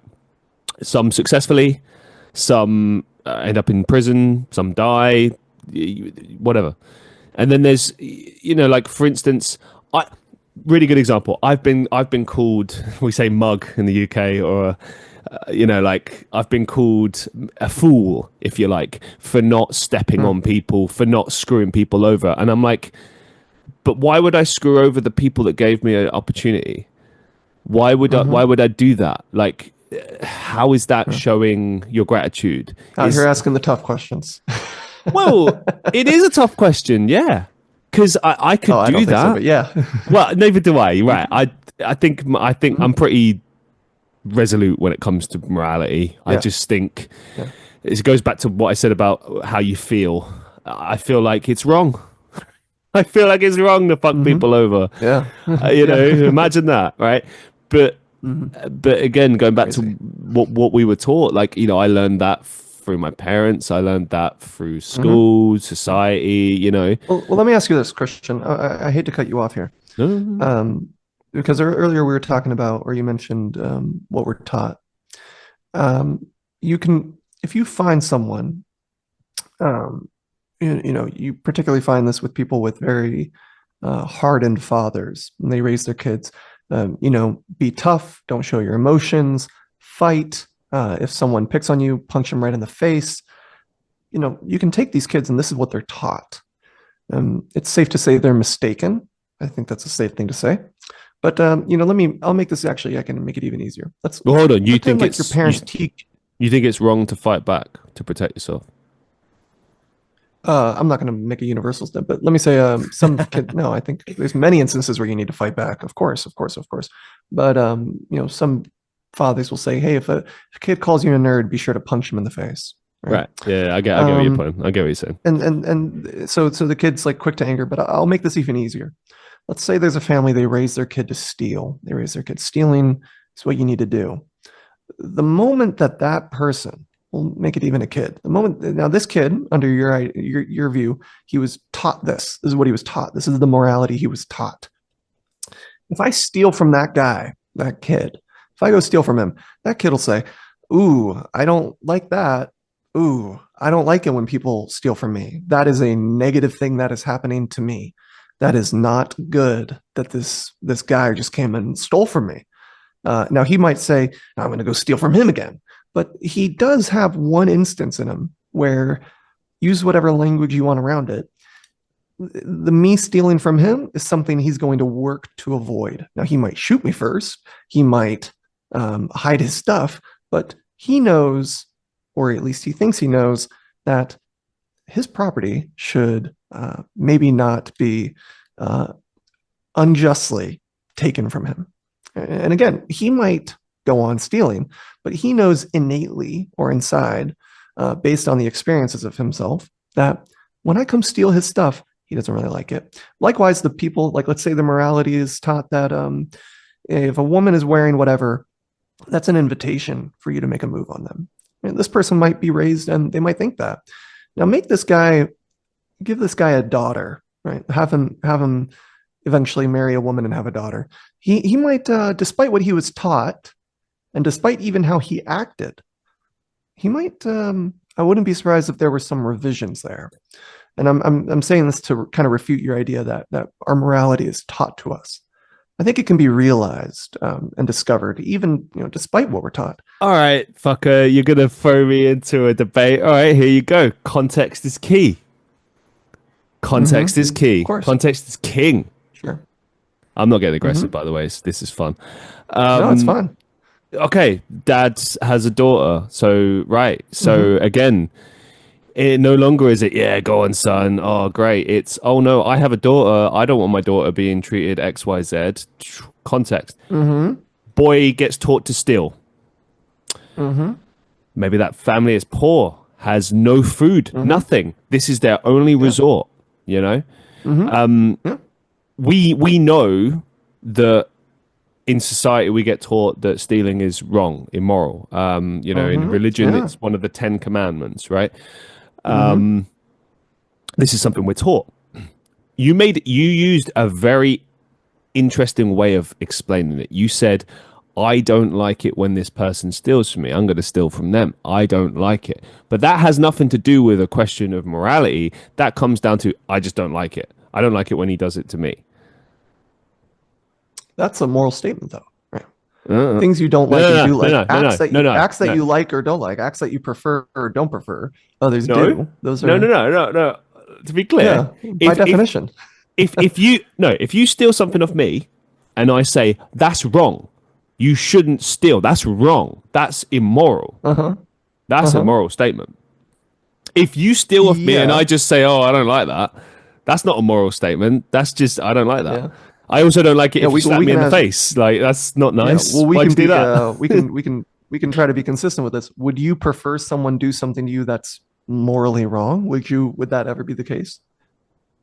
That you want someone to do something to you that's morally wrong? No. Again though, you're bringing morality into the conversation. There's many things in life that I don't like that aren't necessarily immoral. For example, I don't like it when people walk really slowly on the pavement. I want to punch those people in the back of the head. That's amoral. That's amoral. Yeah, those are because we deem it to be amoral. Because we say it's as such. Because we could make that immoral. We could say it's immoral. We could say it's a sin to walk slowly. And I think maybe we should consider that, actually. Because fuck those slow people. Well, actually, I can even refine your thing. Go on. There might not be something inherently wrong with walking slowly. There's nothing inherently no, there wrong is. Those people need to hurry the fuck up. Like, well, hold on. This is going to come down on your side. This is going to come down in your benefit. There might not be anything inherently wrong with that. There's nothing where if you were the only person in the world and you were walking slowly on the sidewalk, there wouldn't. You're not causing any harm. Everyone would hate you. But if you're the only person walking slowly. If you're the only person in the world that exists, if you're alone, it's I Am Legend, right. Will Smith, right? And you're alone in the world. Walk as slow as you want, then. Yeah, fuck it. Yeah, exactly. So there's nothing inherently wrong with it, right? But if I add some other people into the mix, there is walking slowly might not be a problem if there's no one behind you, but we would say generally it's a morally good thing if you consider other people, be considerate of other people, their time and things like that. I want to stay on this. I want to drill down that I'm not covertly sneaking morality into this. If you say, I don't like it when someone does X to me, right? I don't like it when someone's walking slow to me, you might ascribe to them we do this a lot with road rage. We might be ascribing a motive to them that they don't have, right? So when someone, merges and they don't see us behind them, we go, you fucking asshole. And we say the most insane, deranged things to them. We might not, meanwhile, that person might just accidentally not have seen us. So we might be wrong, but what we are correct about, what we are in alignment with, is that if that person deliberately cut us off, if that person deliberately made us hit our brakes and our head hits the steering wheel, if that person did that deliberately, we might be onto something with being angry. So yeah, there's nothing inherently wrong with walking slowly, but if they're walking slowly intentionally to delay your day, then run that motherfucker out of town. You might, huh? Run that motherfucker out of town. That's what we do. Yeah. You might be right in being upset with it. Now, you might need to refine the motives you're giving to the people, right? You might be mistaken. It might be worth your time and my time to consider when someone cuts us off in traffic or is walking slowly. We can ask, do they know I'm behind them? Do they know I'm here? Are they doing this intentionally? Or maybe they might just be unaware that they're, causing other people a little bit of delay. Yeah, like just not using their fucking eyes. Just, Yeah. But with I don't like it when someone steals from me. I asked you, my goal is to say, what I'm arguing here is things we want and don't want out of the actions of ourselves and others are directly tied to morality. And you're saying they're not.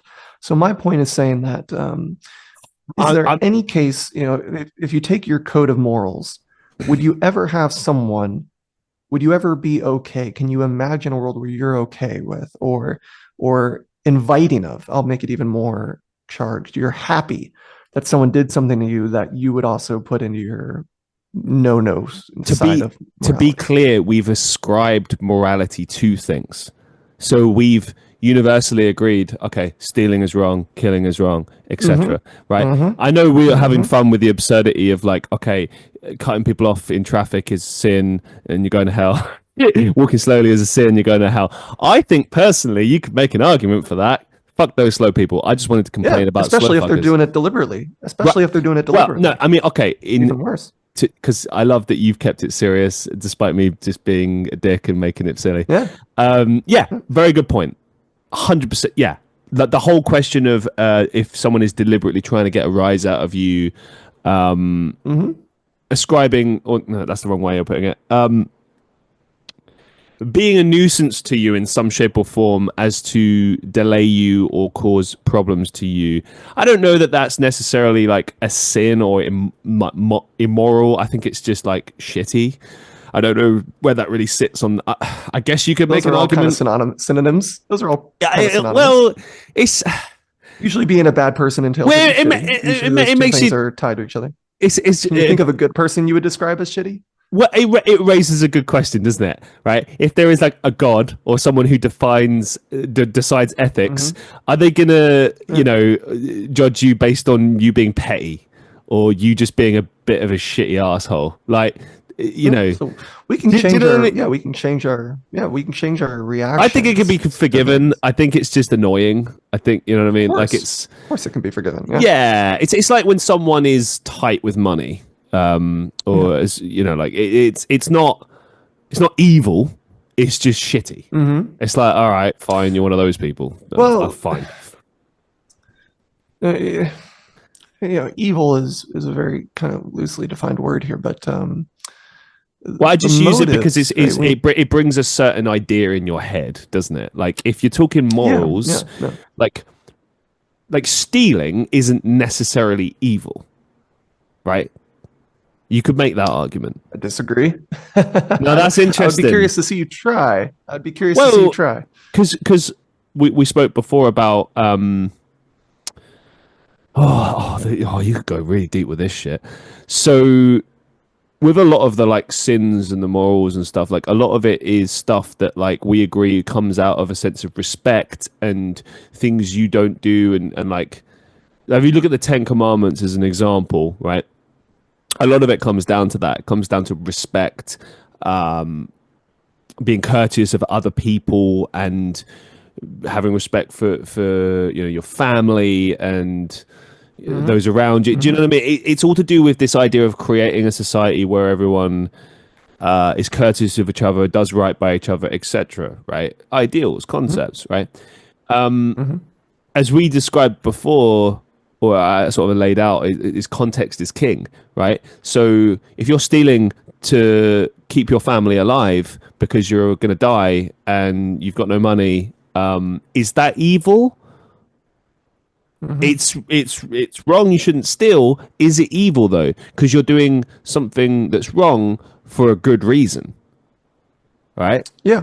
Which is a huge ethical consideration, because it's like, I mean, you can also make the argument about killing, right? We both agree killing is wrong. However, if you're trying to protect your family from crazy axeman murderer who's coming at your family, right? That creates a difference between murder and killing that a lot of people right, but exactly delineate. Yeah. So context is key in a lot of cases, right? Yeah. But we can ask again. This you think of the poor family that lives in under the bridge, and they kind of have to steal to survive. That makes a lot of sense, and this can be sort of a case-by-case basis, I guess. I would still come down to the fact that stealing is inherently wrong. It is inherently wrong to take things that belong to other people. Well, again, I didn't disagree with that. Yeah, I know. I just said it's not necessarily evil.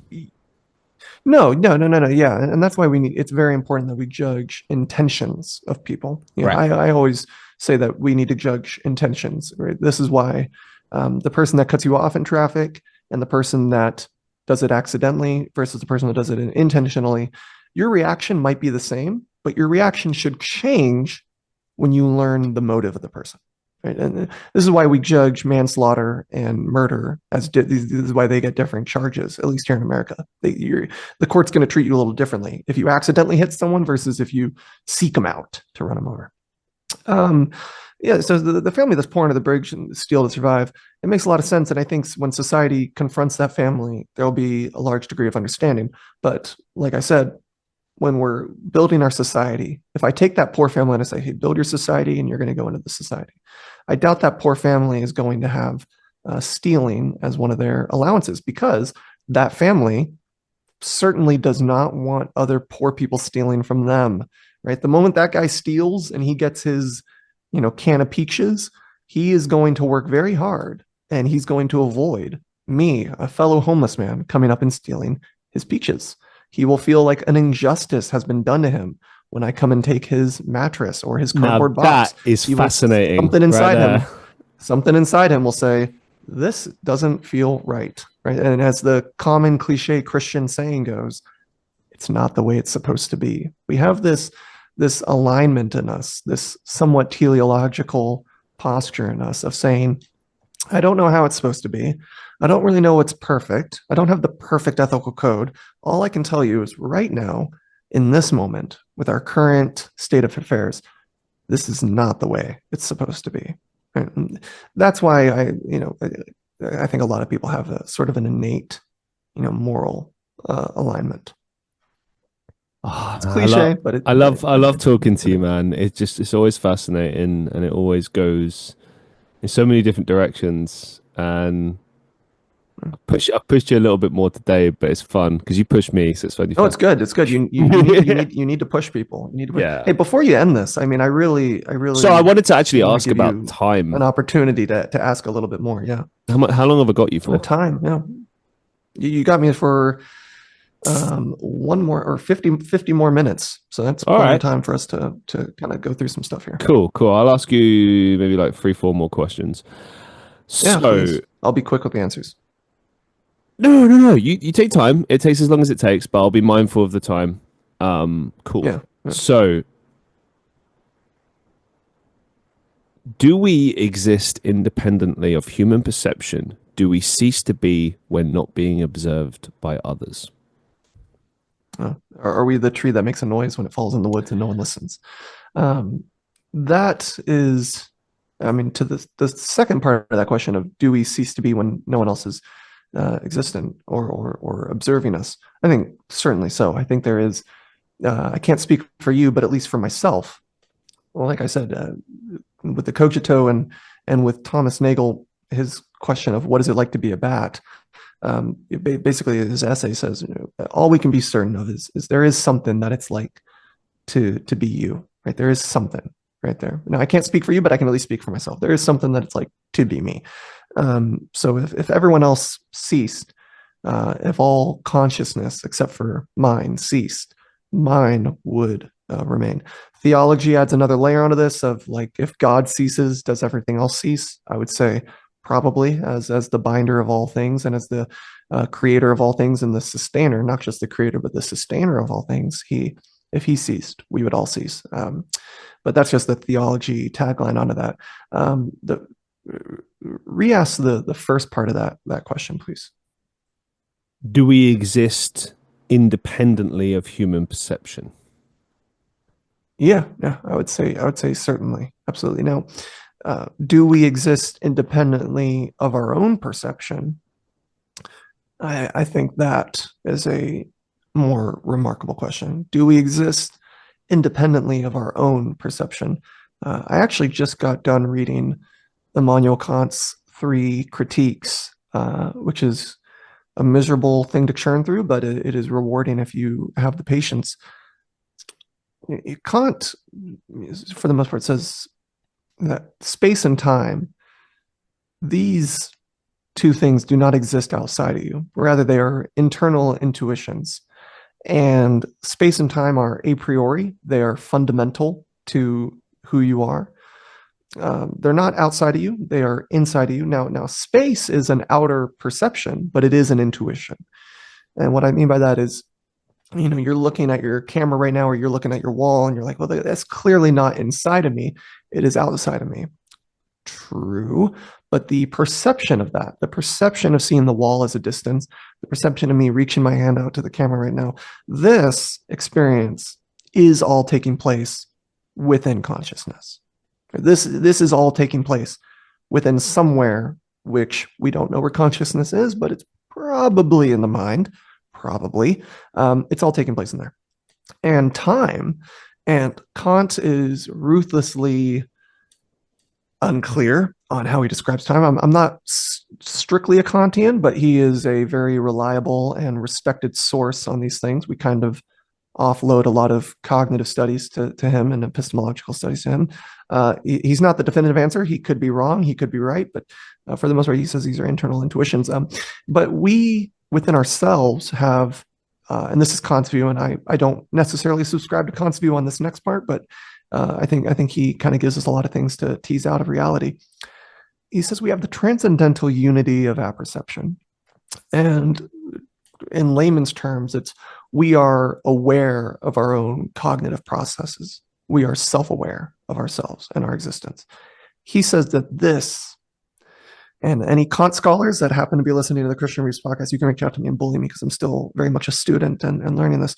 The transcendental unity of apperception is basically saying that self-awareness and consciousness of oneself and one's cognitive functions is fundamental. And what I mean by fundamental is it precedes all other experiences that you will have. And this sounds complicated, but it's really not. If you put your hand on the table and you're like, I feel the table, you need to be aware of your processing. Yeah, you need to be aware of your processing of feeling that table for you to be able to register that you are feeling the table. It sounds ridiculous, but answer your non-ridiculous question, yeah, we do need to be self-aware. And if we're not self-aware of ourselves, if we're not self-conscious, I would say the thing that is we, the thing that is I, if I ask what is I is the collection of experiences. So if those experiences cease to be experienced, what is there to be I?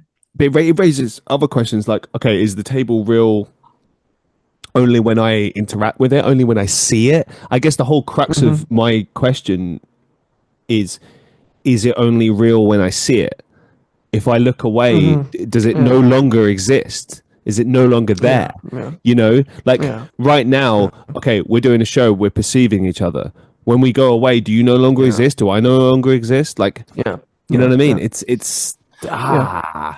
There is someone who in the study of what's known as panpsychism, which is consciousness is sort of everywhere and within everything. Panpsychism needs to be defined a lot more clearly, and I'm not the one to do that. But there is, of course, I hate repeating this. I forget the individual's name, but he says, for the most part, life is very much like a video game where when your screen isn't looking at the city is not rendered. Why is the game going to render the city when the camera isn't pointed? Why would it bother doing that? That is very speculative, very hard to test. Obviously, I would maybe go as far as saying almost impossible to test. It's a hodgepodge of various views, but what you're getting at is I'm going to prefer to answer the question in going to theories of verification and theories of falsification. A man named A.J. Ayer is a analytic philosopher who comes up with the theory of confirmation or the verification principle. And basically he says that all true statements or statements that we want to say are true have to have some amount of verifiability. There needs to be there's some sirens. And these ways we can verify have to be sort of repeatable. They have to be almost shareable. And something that cannot be verified should be taken as a matter of faith rather than a matter of fact. I found A.J. Ayer's theory of or verification principle to be kind of rough. I actually prefer an alternative, sort of in the opposite direction, is a man named Karl Popper. I think Karl Popper is just brilliant. Karl Popper comes up with the theory of falsification or the falsification principle. And he says, and I'm very much paraphrasing and adding my own language to this. He says, your bullshit meter should be very high on something that cannot be falsified. If I cannot falsify it, if I cannot prove it wrong, if there's no way I can prove it wrong, it must be bullshit. Karl Popper was in the 1900s, and so he whimsically used this theory to refute Soviet-style communism. He said, the fact that there's no way to show that, at least within the Soviet system, there's no way to show that communism is failing is proof that it's bullshit. I don't use it for really political reasons. I guess you could, but take it for religion. Unlike Ayer, rather than verify religion, it should be maybe seen as, what are some ways you can falsify it? What are some ways you can prove it wrong? What are some ways you can flatly deny it? That's why I kind of prefer Popper's theory. I think it lends itself to, on one, allowing more liberal beliefs to be existent, but also you can cut through a lot more bullshit. I think your ability to rule things out as bullshit is a lot easier with Karl Popper. So is the table here. There's ways you can verify it, and there's ways you could probably sit there and imagine some experiments you could run to falsify it. What are some ways I could prove that there isn't a table here? Well, if I close my eyes and I put my hand down, my hand should maybe should keep going, but it's still meeting resistance even when my eyes are closed. So that's not, I can't, a way I could falsify it is if I close my eyes, my hand would go through it, right? And if my hand doesn't go through it, or if it does, that's a way I could falsify it. It's also a way I could confirm it, right? Some of these go both directions. Yeah, so there's ways to falsify and verify your experiences. There's no real way to verify whether you should trust your experiences. That's kind of just, but like that, again, that just leads into the radical skepticism that no one really believes. And Immanuel Kant, in his 1,000-page first critique, dedicates a little subsection, and he wrote this in the late 1700s, but he dedicated a small little subsection to refuting idealism. And idealism is kind of, yeah, exactly what I'm saying, where all you can trust is your experiences, and well, actually, you should not even really trust your experiences, and everything should be sort of extremely, hyper skeptical of all empirical encounters. And I'm probably defining idealism a little incorrectly there, but yeah, idealism isn't really going to get you anywhere. But yeah, I guess that's my really poor answer to your very good and classical question. You never give poor answers, man. They're always well thought through and constructed. So give yourself more credit, man. Really good shit. Thank you. I don't know that this is necessarily like a philosophical question. I just wanted to kind of ask you this because it kind of frustrates me. In your opinion, why do you think that some people like don't question life or their own experience? And I'll add to this, like, it's very obviously you can't be inside anyone's head, but it's very clear that there are a lot of people in the world who are not thinking about existentialism, who accept everything on face value. They just go to their job, they come home, they go to bed. That's it. Yeah, why? That's really sad. Yeah, it's really sad. Well, it's not even necessarily sad. Like, I get what you're saying. Like, it's sad to not consider all the possibilities of life. It's more kind of like, why wouldn't you question life? Why wouldn't you look at what you do and go, is this all there is? Why? You know what I mean? Yeah, and I think it's sad because there is a lot of joy in learning, and there is a lot of joy to be had in a growing mind, and I think that's shared among everyone. Is learning something new and getting good at it, or learning new things is generally a good feeling. You could argue ignorance is bliss, though. You could say, like, the more you know, the worse it is. Yeah, ignorance is, but bliss often gets conflated with joy. And it might be joyful for some people, but it is possible to be mistaken on what you're missing, right? It is possible to be mistaken. And when there's John Stuart Mill, I might have said this on an episode already, I might not have. John Stuart Mill said it's better to be Socrates and be miserable than be a pig that is joyful in the mud. Yeah, he said this last time. It's much better to be, it's much better to be miserable, but have all your, a rather robust knowledge, because there's just more at the table for you, and you're more aligned with what appears to be real. There's a lot of theories, and I think they all might share a little bit of truth. And I know that's a pretty boring answer, but there's a lot of theories on why people remain this way. One is life has, as difficult as life might seem to be, there's never been a time better to be born than tomorrow. Right. Tomorrow is always going to be the best day to be born, at least with our current optics. Right? If you were to, and Yuval Noah Harari, a lot of people think he's a sham. I really like his writings. Yuval Noah Harari points out that, more people today die from sugar than starvation. More people die from obesity than from malnutrition. Today, more car crashes are going to kill more people than bullets will. More people die from suicide, I think, than die from war.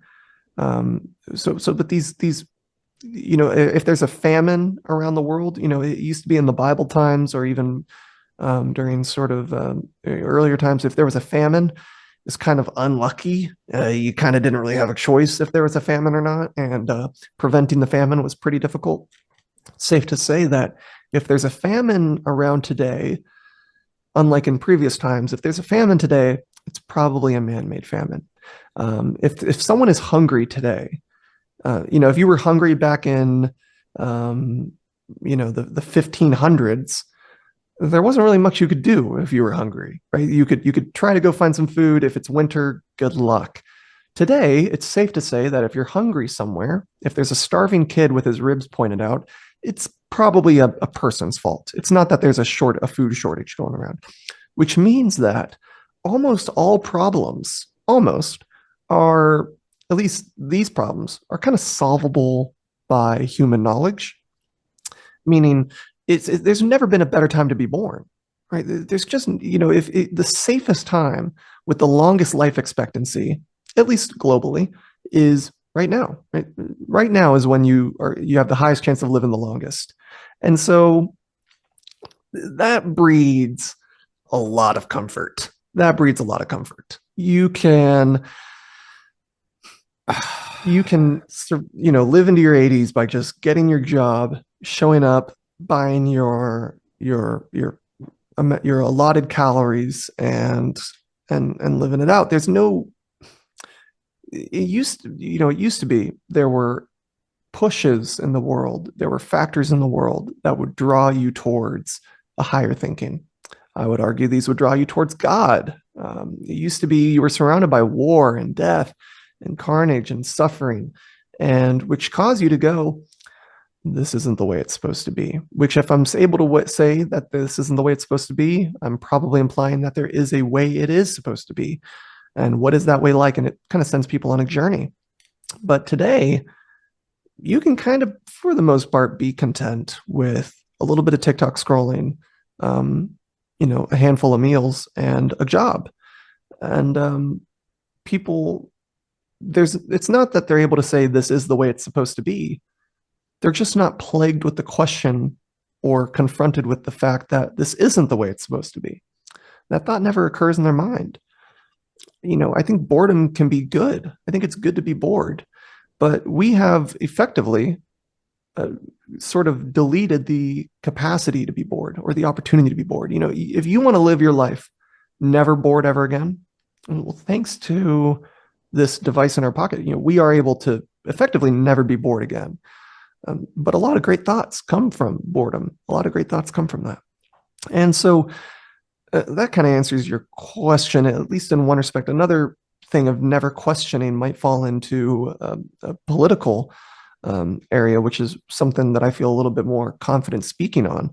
And that is, and Karl Popper could be pretty useful here. You speak to some Trump supporters. I don't think you really got many over there in the UK, but here, there are some people where Trump just can't do wrong. And you can confront them you can try to falsify it, but every counter argument you give them, they have an excuse for it, right? So it's unfalsifiable, right? January 6th, where they stormed the Capitol, you say, well, look at all the violence done. They say, well, that was federal agents planted there by the deep left state. Those are state actors there to make it look worse.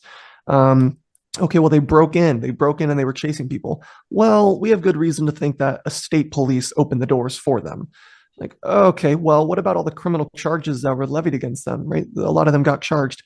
Well, the courts are rigged by the left, and Donald Trump pardoned them all. They're all out of prison right now. And you realize there is no way I could falsify this. Right? There is no way I could falsify this. It's impossible to falsify. So my bullshit meter goes up.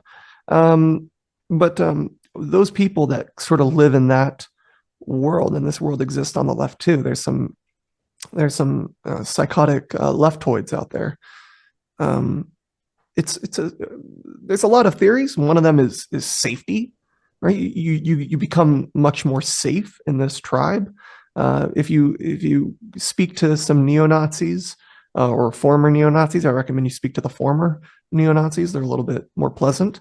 They'll say, a lot of them, not all of them, but many of them share a theme of, when they're indoctrinated into this insane ideology, when they're found, they're loners, they're low on money, they don't have much identity, and someone offers them an identity.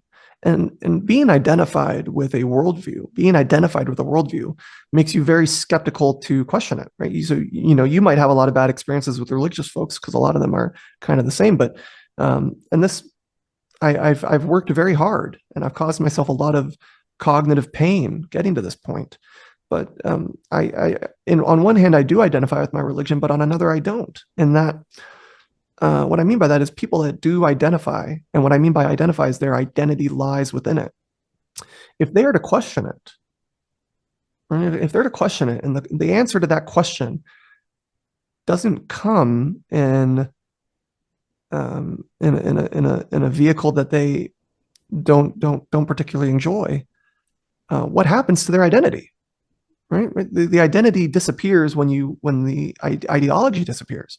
People that are neo-Nazis, or I'll make this easier, people that were Nazis, people that were communists in the Soviet Union, there were mass waves of suicide after the collapse of the Soviet Union because people identified with it. That was their identity. And when you remove their identity, what is left of them?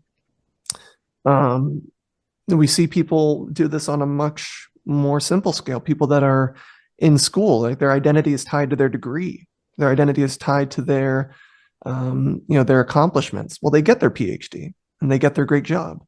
And then sooner or later, these questions begin arising. I mean, this gets even more easy. Look at the people in Hollywood. Access to anything in the world. Yet these people just reliably blow their brains out or reliably end up touching kids. It's so strange how quickly they either kill themselves, get addicted to drugs, or end up doing some sexual scandal. These are the people that have no reason to do. These people have no excuse, right? The world is at their fingertips, or is it? It's that they think their identity lies in it, and so there's a million answers to your question. But I think there's more with kind of specific, like that's. Yeah, of course, yeah. I mean, it leads into conspiracy, but like I think. Yeah, of course. Well, look, if you have everything at your fingertips, you can make the argument humans just always want more. Don't know where the line is, I like to think that a lot of it comes down to, what's being held over your head. I think when you look at it like that, distorted, yeah. Well, yeah, like you look at people like Diddy, Epstein. Yeah. This goes on, like it's power and influence. Sooner or later, that's going to get challenged, and then there'll be a fallout from it. I think the first question that came to my head and a lot of people's head when the whole Diddy scandal happened was, who did he piss off? Yeah, whose feathers did he ruffle for this to happen? And again, this is conspiracy. Yeah, maybe. But it's just, I think that would explain a lot behind what you were saying. Like, why is it people who seemingly have everything do these evil things, horrible things, whatever? But you can leave the Hollywood world and sort of bring it back to the person that really just what they wanted was just a good degree, a good job, and a lot of money, and they get that, and then there's still sort of like an existential thing. But yeah, I think to consolidate my answer here is they can somewhat become satisfied, or maybe not satisfied, but complacent with rudimentary day-to-day operations, and also because there's no the more dangerous thing, rather than go into the extremes and being overprivileged with like $1 billion, and then you get into this pit, because sometimes people they get into this pit and they start doing a load of drugs, right, and then they develop serious issues. Sometimes what it does take is a major fall to encourage someone to sort of seek higher things and seek higher wisdom. What's more dangerous is the comfort, is the complacency with you give someone just enough money and just enough food and just enough comfort, not enough to where it becomes a huge problem, not enough to where they can notice it having deleterious effects on them, right? You give someone just enough video games where they can kind of maintain an outside relationships. I play video games, so nothing against video games. Just enough video games to where they're able to maintain a couple outside relationships. Maybe they lose a couple, maybe they cancel on some events, but for the most part, they're still playing a lot of video games. Not so much to where their social life collapses and they realize they're no friends and they have to go search and they have to do this internal search. Just enough to where they're able to lie to themselves saying, I have a good enough social life.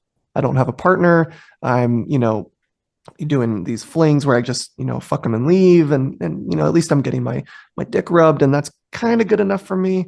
You give them just enough to where it's complacent, and that I think is what leads to or stops an asking of higher questions and ceases a search for these things. Thank you. What has philosophy taught you about life? Oh, jeez. I'm more wrong. I'm oftentimes more wrong than I'm right. But you know, there's never an arrival point where it's good enough. And what I mean by that is there's parts of life that can be good enough for me. My wife is, I'm gonna put it in stone here, it will be my last wife, right? Probably unless she dies tomorrow, right? But so I'm complacent with my wife being my wife, and I'm complacent with my community being my community. I love my community, but as far as what I know, that is sort of never satisfied. Philosophy has taught me many things, but to be cliche, this is a very cliche thing to say, but all that I can. Socrates says this, but the only thing I'm certain of is that I know nothing. Yep. Or the only thing I confidently know is that I know nothing. And this doesn't lead me to think that things are unknowable.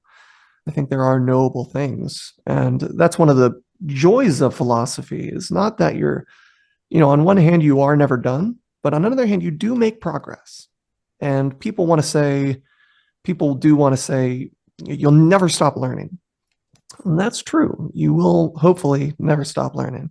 But one thing that is not true is what you have learned so far is meaningless. That's not true. Things that you have learned do matter, and they do contribute, and they do edify and build your life. And if they didn't, there'd be no point in learning more. Why learn more, right? If what I've learned so far is nothing, is useless. So philosophy has taught me to be hesitant with dogmas. It's taught me to be hesitant and to sort of never get too complacent in some areas of life. Some areas, your life can be greatly improved by settling down, but and that can happen in some philosophical areas too. I've comfortably settled down in the area saying that murdering babies is probably wrong. I'm pretty comfortable there. I'm open to counter arguments on why I should go kill toddlers, but I'm not confident those arguments are going to be too compelling. But yeah, I guess that's one good thing to say that philosophy is. Willing to have your mind changed on that.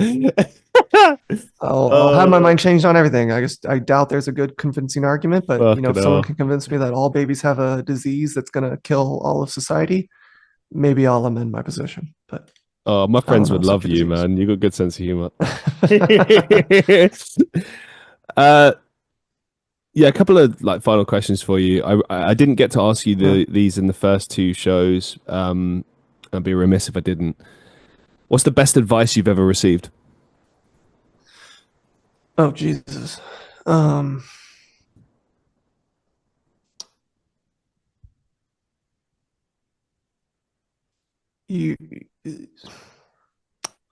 of the best advice I've ever received has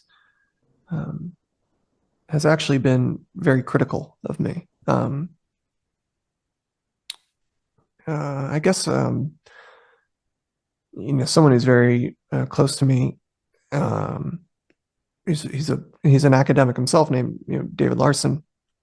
Has actually sort of advised me that a current intellectual state is just not good enough. Right? It's not good enough to get into a particular school. It's not smart enough. It's not good enough, and that I should work to improve that. That was very relevant to me, and I'm glad he told me that. But I guess the best advice given to me sort of in that flavor was that I might not be cut out for it. And that goes contrary to a lot of other people's advice of you can do anything. If I tell you can do anything, you might dedicate a lot of resources and a lot of energy and a lot of time that could better be spent with friends, family, a fulfilling job. Everything is a sacrifice. And to reach for this is the most unmotivational speech I'll ever give. To always be shooting far and beyond. You might miss a lot of the beautiful, amazing opportunities that are more within your reach. Again, this gets kind of depressing when you meet every kid that wants to be, a famous singer or they want to be an astronaut. Maybe start them off early. Maybe say, win your school recital or or win the science project, and then we'll go from there. And maybe you do end up being really good at astrophysics. Maybe you do end up really being good at physics in general, and maybe we can start looking at the astronaut thing. But be realistic. Being realistic is not a sign that you're unmotivated. It's not a sign that you're undetermined. You can be determined and be motivated within the world of reality. And it's not to say that these high glamorous, high accolade areas are unachievable. They're certainly able to be reached because people do reach them, right? But it's just, I guess baby steps has been the best advice I've ever been given. Baby steps. Right? Before you get your PhD, you got to get your master's. Before you get your master's, you got to get your undergrad. Before you get your undergrad, you got to graduate high school. Funny how the universe works. I had a conversation with a friend before doing this show because I'm kind of downtrodden about a lot in my life and feeling sorry for myself. And he said at one point, he was like, you have to be realistic. And I said to him, telling me that is like a slap in the face. Yeah. Because I am grounded in realism. Like he's wrong to say that, but not because he's coming from a wrongful perspective. Like he's actually very switched on and on the nose on a lot of things. It's just that particular statement bothered me because I, like yourself, do look at things like I shoot for the stars always. I believe you should have that mindset. But if you don't kind of look at what's going on in front of you, then as you say, you miss out on so much. It's like the old quote in Ferris Bueller, if you don't stop and look around once in a while, you could miss it. Like on life, like it's important. And breaking down goals to get to the bigger ones is essential. Like, I'll give you an example. You need to do that. Yeah. I just released an album. I'm promoting it like crazy. I'm trying to get gigs. I've had gigs before. I've had paid gigs before. Whenever you apply for any gig in most places, the first question you get asked is, can you draw a crowd? I emailed this place back and I said, maybe, but to be honest, I'm reaching out to you. And, no, in all fairness, to be honest, I need help. I need help. I'm trying to grow a fan base. And the likelihood is they probably won't give me a gig. They might not. Yeah. But this is the thing. It's an obtainable goal, but it's very hard. And as you said, it's stepping stones, baby steps. It's not to say that I couldn't be at Wembley, but it's not going to be me playing open mic to me Wembley tomorrow. Like that to take a leap that far, there'd have to be like some massive thing happen, which again is in the realm of possibility, but at the same time, it's more likely going to be steps to that goal. Take the kid that wants that. But just take the kid that's 12 years old and wants his PhD in astrophysics, right? But he just can't graduate high school. This kid might spend he might be held back so much that he's 30 years old and still a senior in high school. And imagine all the opportunities if we said, hey, look, learn how to weld because you clearly can't do the academic side of it. Learn how to weld. And then the guy learns how to weld, makes his 6 figures or his high 5 and has a family, gets really into some fun hobbies, travels, has a great life. And imagine if instead he spent the rest of his life trying to pass high school, right? So that's what I kind of mean by realistic is it's not that we say shoot for the stars, but we only ever look at one star. There's many stars out there. Okay. And I think it's a good star to land on, to have a good family, good friends, good life, satisfied with learning about the abundance we all really have. Here's where I disagree with you. There are things within us sometimes that we have to pursue, even when it doesn't make sense to the rest of the world, because it's who we are. Yeah. It's what we are. Yeah, that guy might die fucking never finishing high school, but it'd be better to pursue what he knows is in his heart, who he is, than to live a life that isn't him. I say to you, if you gave up... But was he that? Here's the thing, dude. If you gave up philosophy tomorrow, are you telling me that you'd be able to live the rest of your life just ignoring it like it just never happened? Like, oh, well, that's not for me. That's for successful people. That's for people whose dreams work out. That's not for me. You see, yeah. I mean, I wouldn't say successful, but yeah, I would be. I would be able to say I tried it. The crux, right. The crux of your argument is, well, try it. If it doesn't work out, just move on. Right now, that as a concept is not unreasonable. However, this depends on the type of human being you are. Because, like, I can tell you, for me, right, I pursue music, acting, creative things. Right, I already gave up on my dreams years ago. I gave up on music when I was about 20 years old. I did it for 3 years, didn't work out. I gave up.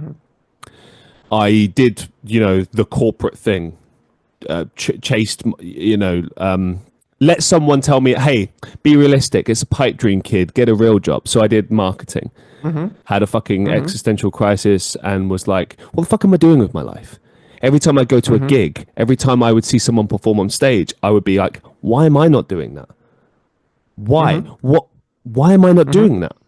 And it eventually got to the point where I began to go insane because I wasn't doing what I was supposed to be doing, whatever level that is. If you were at where you're at the age of 60, would you think it was a life well spent? Yes. Okay. Yeah. I mean, then the internal satisfaction is. Would you look at someone else who's... Here's the thing. It's because it's who I am. It's not because of looking at that time and being like, oh, it's a waste. Versus, like, here's the thing, man. I keep saying that, but here's the reality. I would rather be on my deathbed and be like, you know what? I gave everything.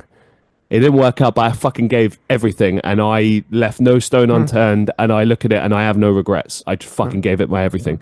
I would rather that then the flip of that, which is, I gave up, I didn't try. What if I'd have kept going? What if I'd have tried longer? But you got to finish the counterfactual. You got to finish that. I gave up, I found this new thing, and I actually did really, really well at it. And my life actually got significantly better. Right. So I don't think I don't think that supposes, though, that you trade one thing for another. And you're happy with that trade? Did. Nah, I can't, man. If it's you, if it's who you are, like, come on, look, dude, come on. I feel like I'm trying to fucking win over Jack here. Look, you're clearly born to do this, to do philosophy. I don't think so. I disagree, man. I happen to find something that I found something that I am particularly interested in, and I'm pursuing it, but there's not room for everyone, right? If everyone was a famous singer, no one would be a famous singer, right? And so there's a reason you go to some gigs. Yeah. There's a reason you go to some gigs and you listen to someone sing and you go, I think that person should find something new to do, right? But I have a feeling that if you and I saw the person that's 65 years old and as a senior in high school, or I'll make it a little more realistic, is still getting their undergrad and they keep failing every single test, but they just know they're going to get their PhD. They just know it. For that person, you and I, we might go, wow, they have a lot of determination. Okay. Look at that and say, I think that person is foolish. And you think about it. You think if that person let's take your idea. What if that guy spends 30 years of his life, gets the PhD at 66? Is that a waste of time? Did he waste 30 odd years? He's doing the wrong thing? He's kind of the one to determine it. It's kind of, he's kind of the one that's going to determine that. Right. So it's not for you or I to judge. It's for him to judge. Well, it's kind of, I mean, if you ask yourself, what is a PhD good for, right? If you just want that accolade, you're going to be like the person that just wants $1 billion, gets the $1 billion and realizes it's nothing. Forget the goal for a second. Him achieving his goal, and it took him forever to do it. That's what we're really getting at, right? Yeah, I guess his response would be important. Let me ask you this: what did you want to be when you were 4 or 5? Do you even remember? What did you want? What did you want to be? Loved. You know, because let me tell you this: if you got me in my sophomore year of my undergrad, Yeah. if you got me in my sophomore year, I wanted to be on the SWAT team, and I'll tell you this: I wanted to be on the SWAT team, a police force or SWAT team. I wanted to do that since I was 12. So I graduated from undergrad when I was 26, almost a decade, almost 10 years of my life. What were you, 30? That's like a third of your life? Like, I don't know. So a decade of my life. If you asked me, what are you going to be? I'm like, I'm going to be on the SWAT team and no one's going to get in my way. No one's going to stop me. That's what I'm going to do. Now I'm like, I don't think I'm going to do that. That's different though. That's different. You pursued a goal because you pursued a goal and you changed your mind. You consciously changed your mind and you decided this is not for me, and I'm happy with that decision. Because I saw something better for me. Precisely. More accessible, yeah, you saw some. Well, bro, more so. It was more closer to you. I'm not saying that you couldn't have been a fucking great policeman. Who the fuck knows, right?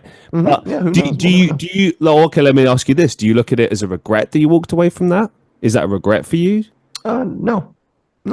Why?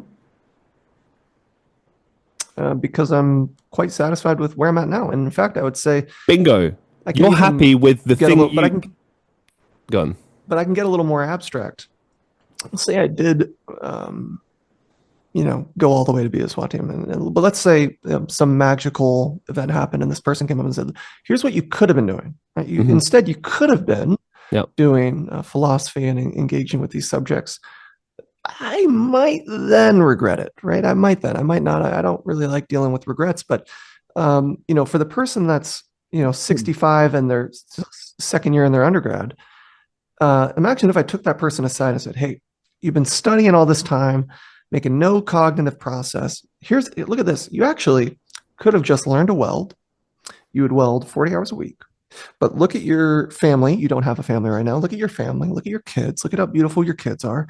Look at these trips you're taking to the Grand Canyon. Look at this trip you're taking to London. Look at this trip you're taking to Shanghai. Look at these fun trips you've been on. Oh, look at this fun hobby you picked up of building Legos. Look at this fun hobby. But instead, because you're so arrogant, you've spent the past 40 years studying for a test that you can't pass because you're just deemed to be stupid. And look at what you missed. I bet that person would regret it. I bet that person would regret. But this is a different point entirely. You're talking about what you value.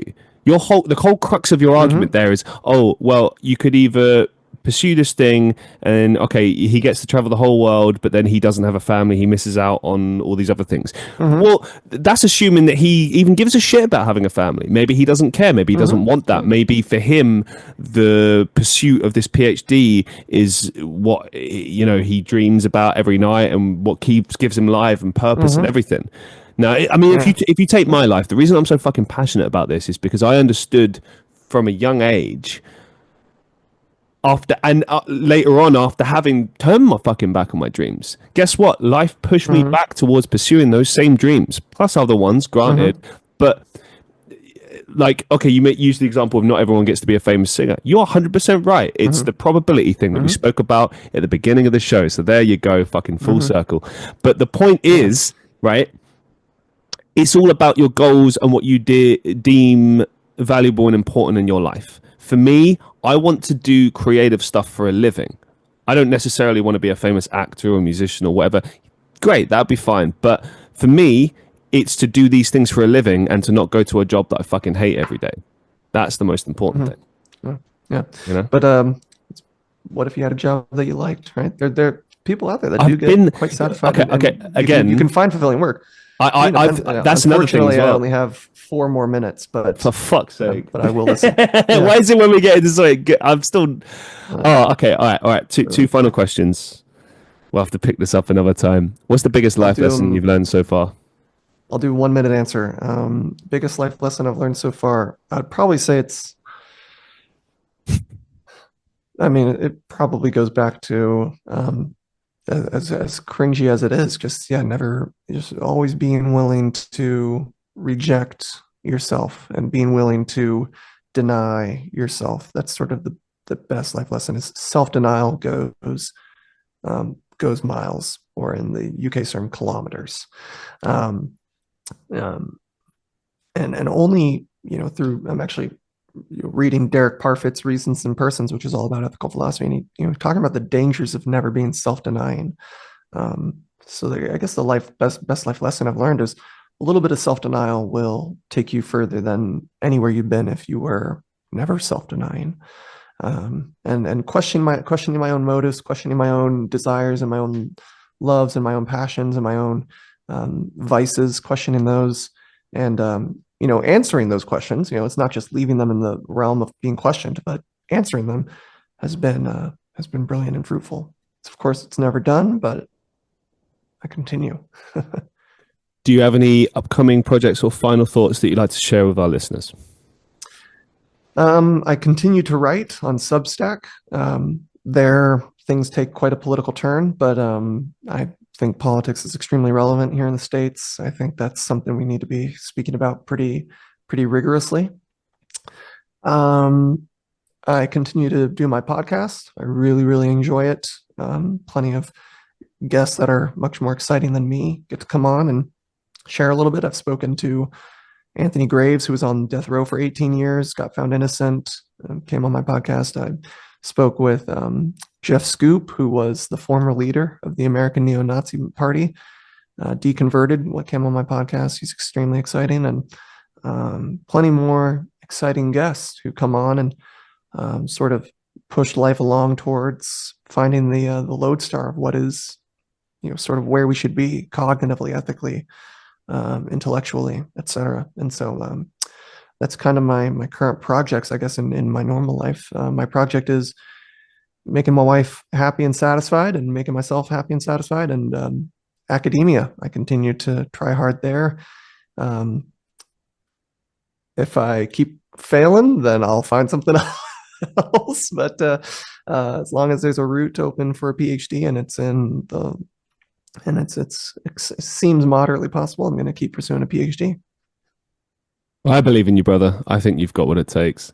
Thank you so much for being part of the show. I love talking to you. It's an absolute honor.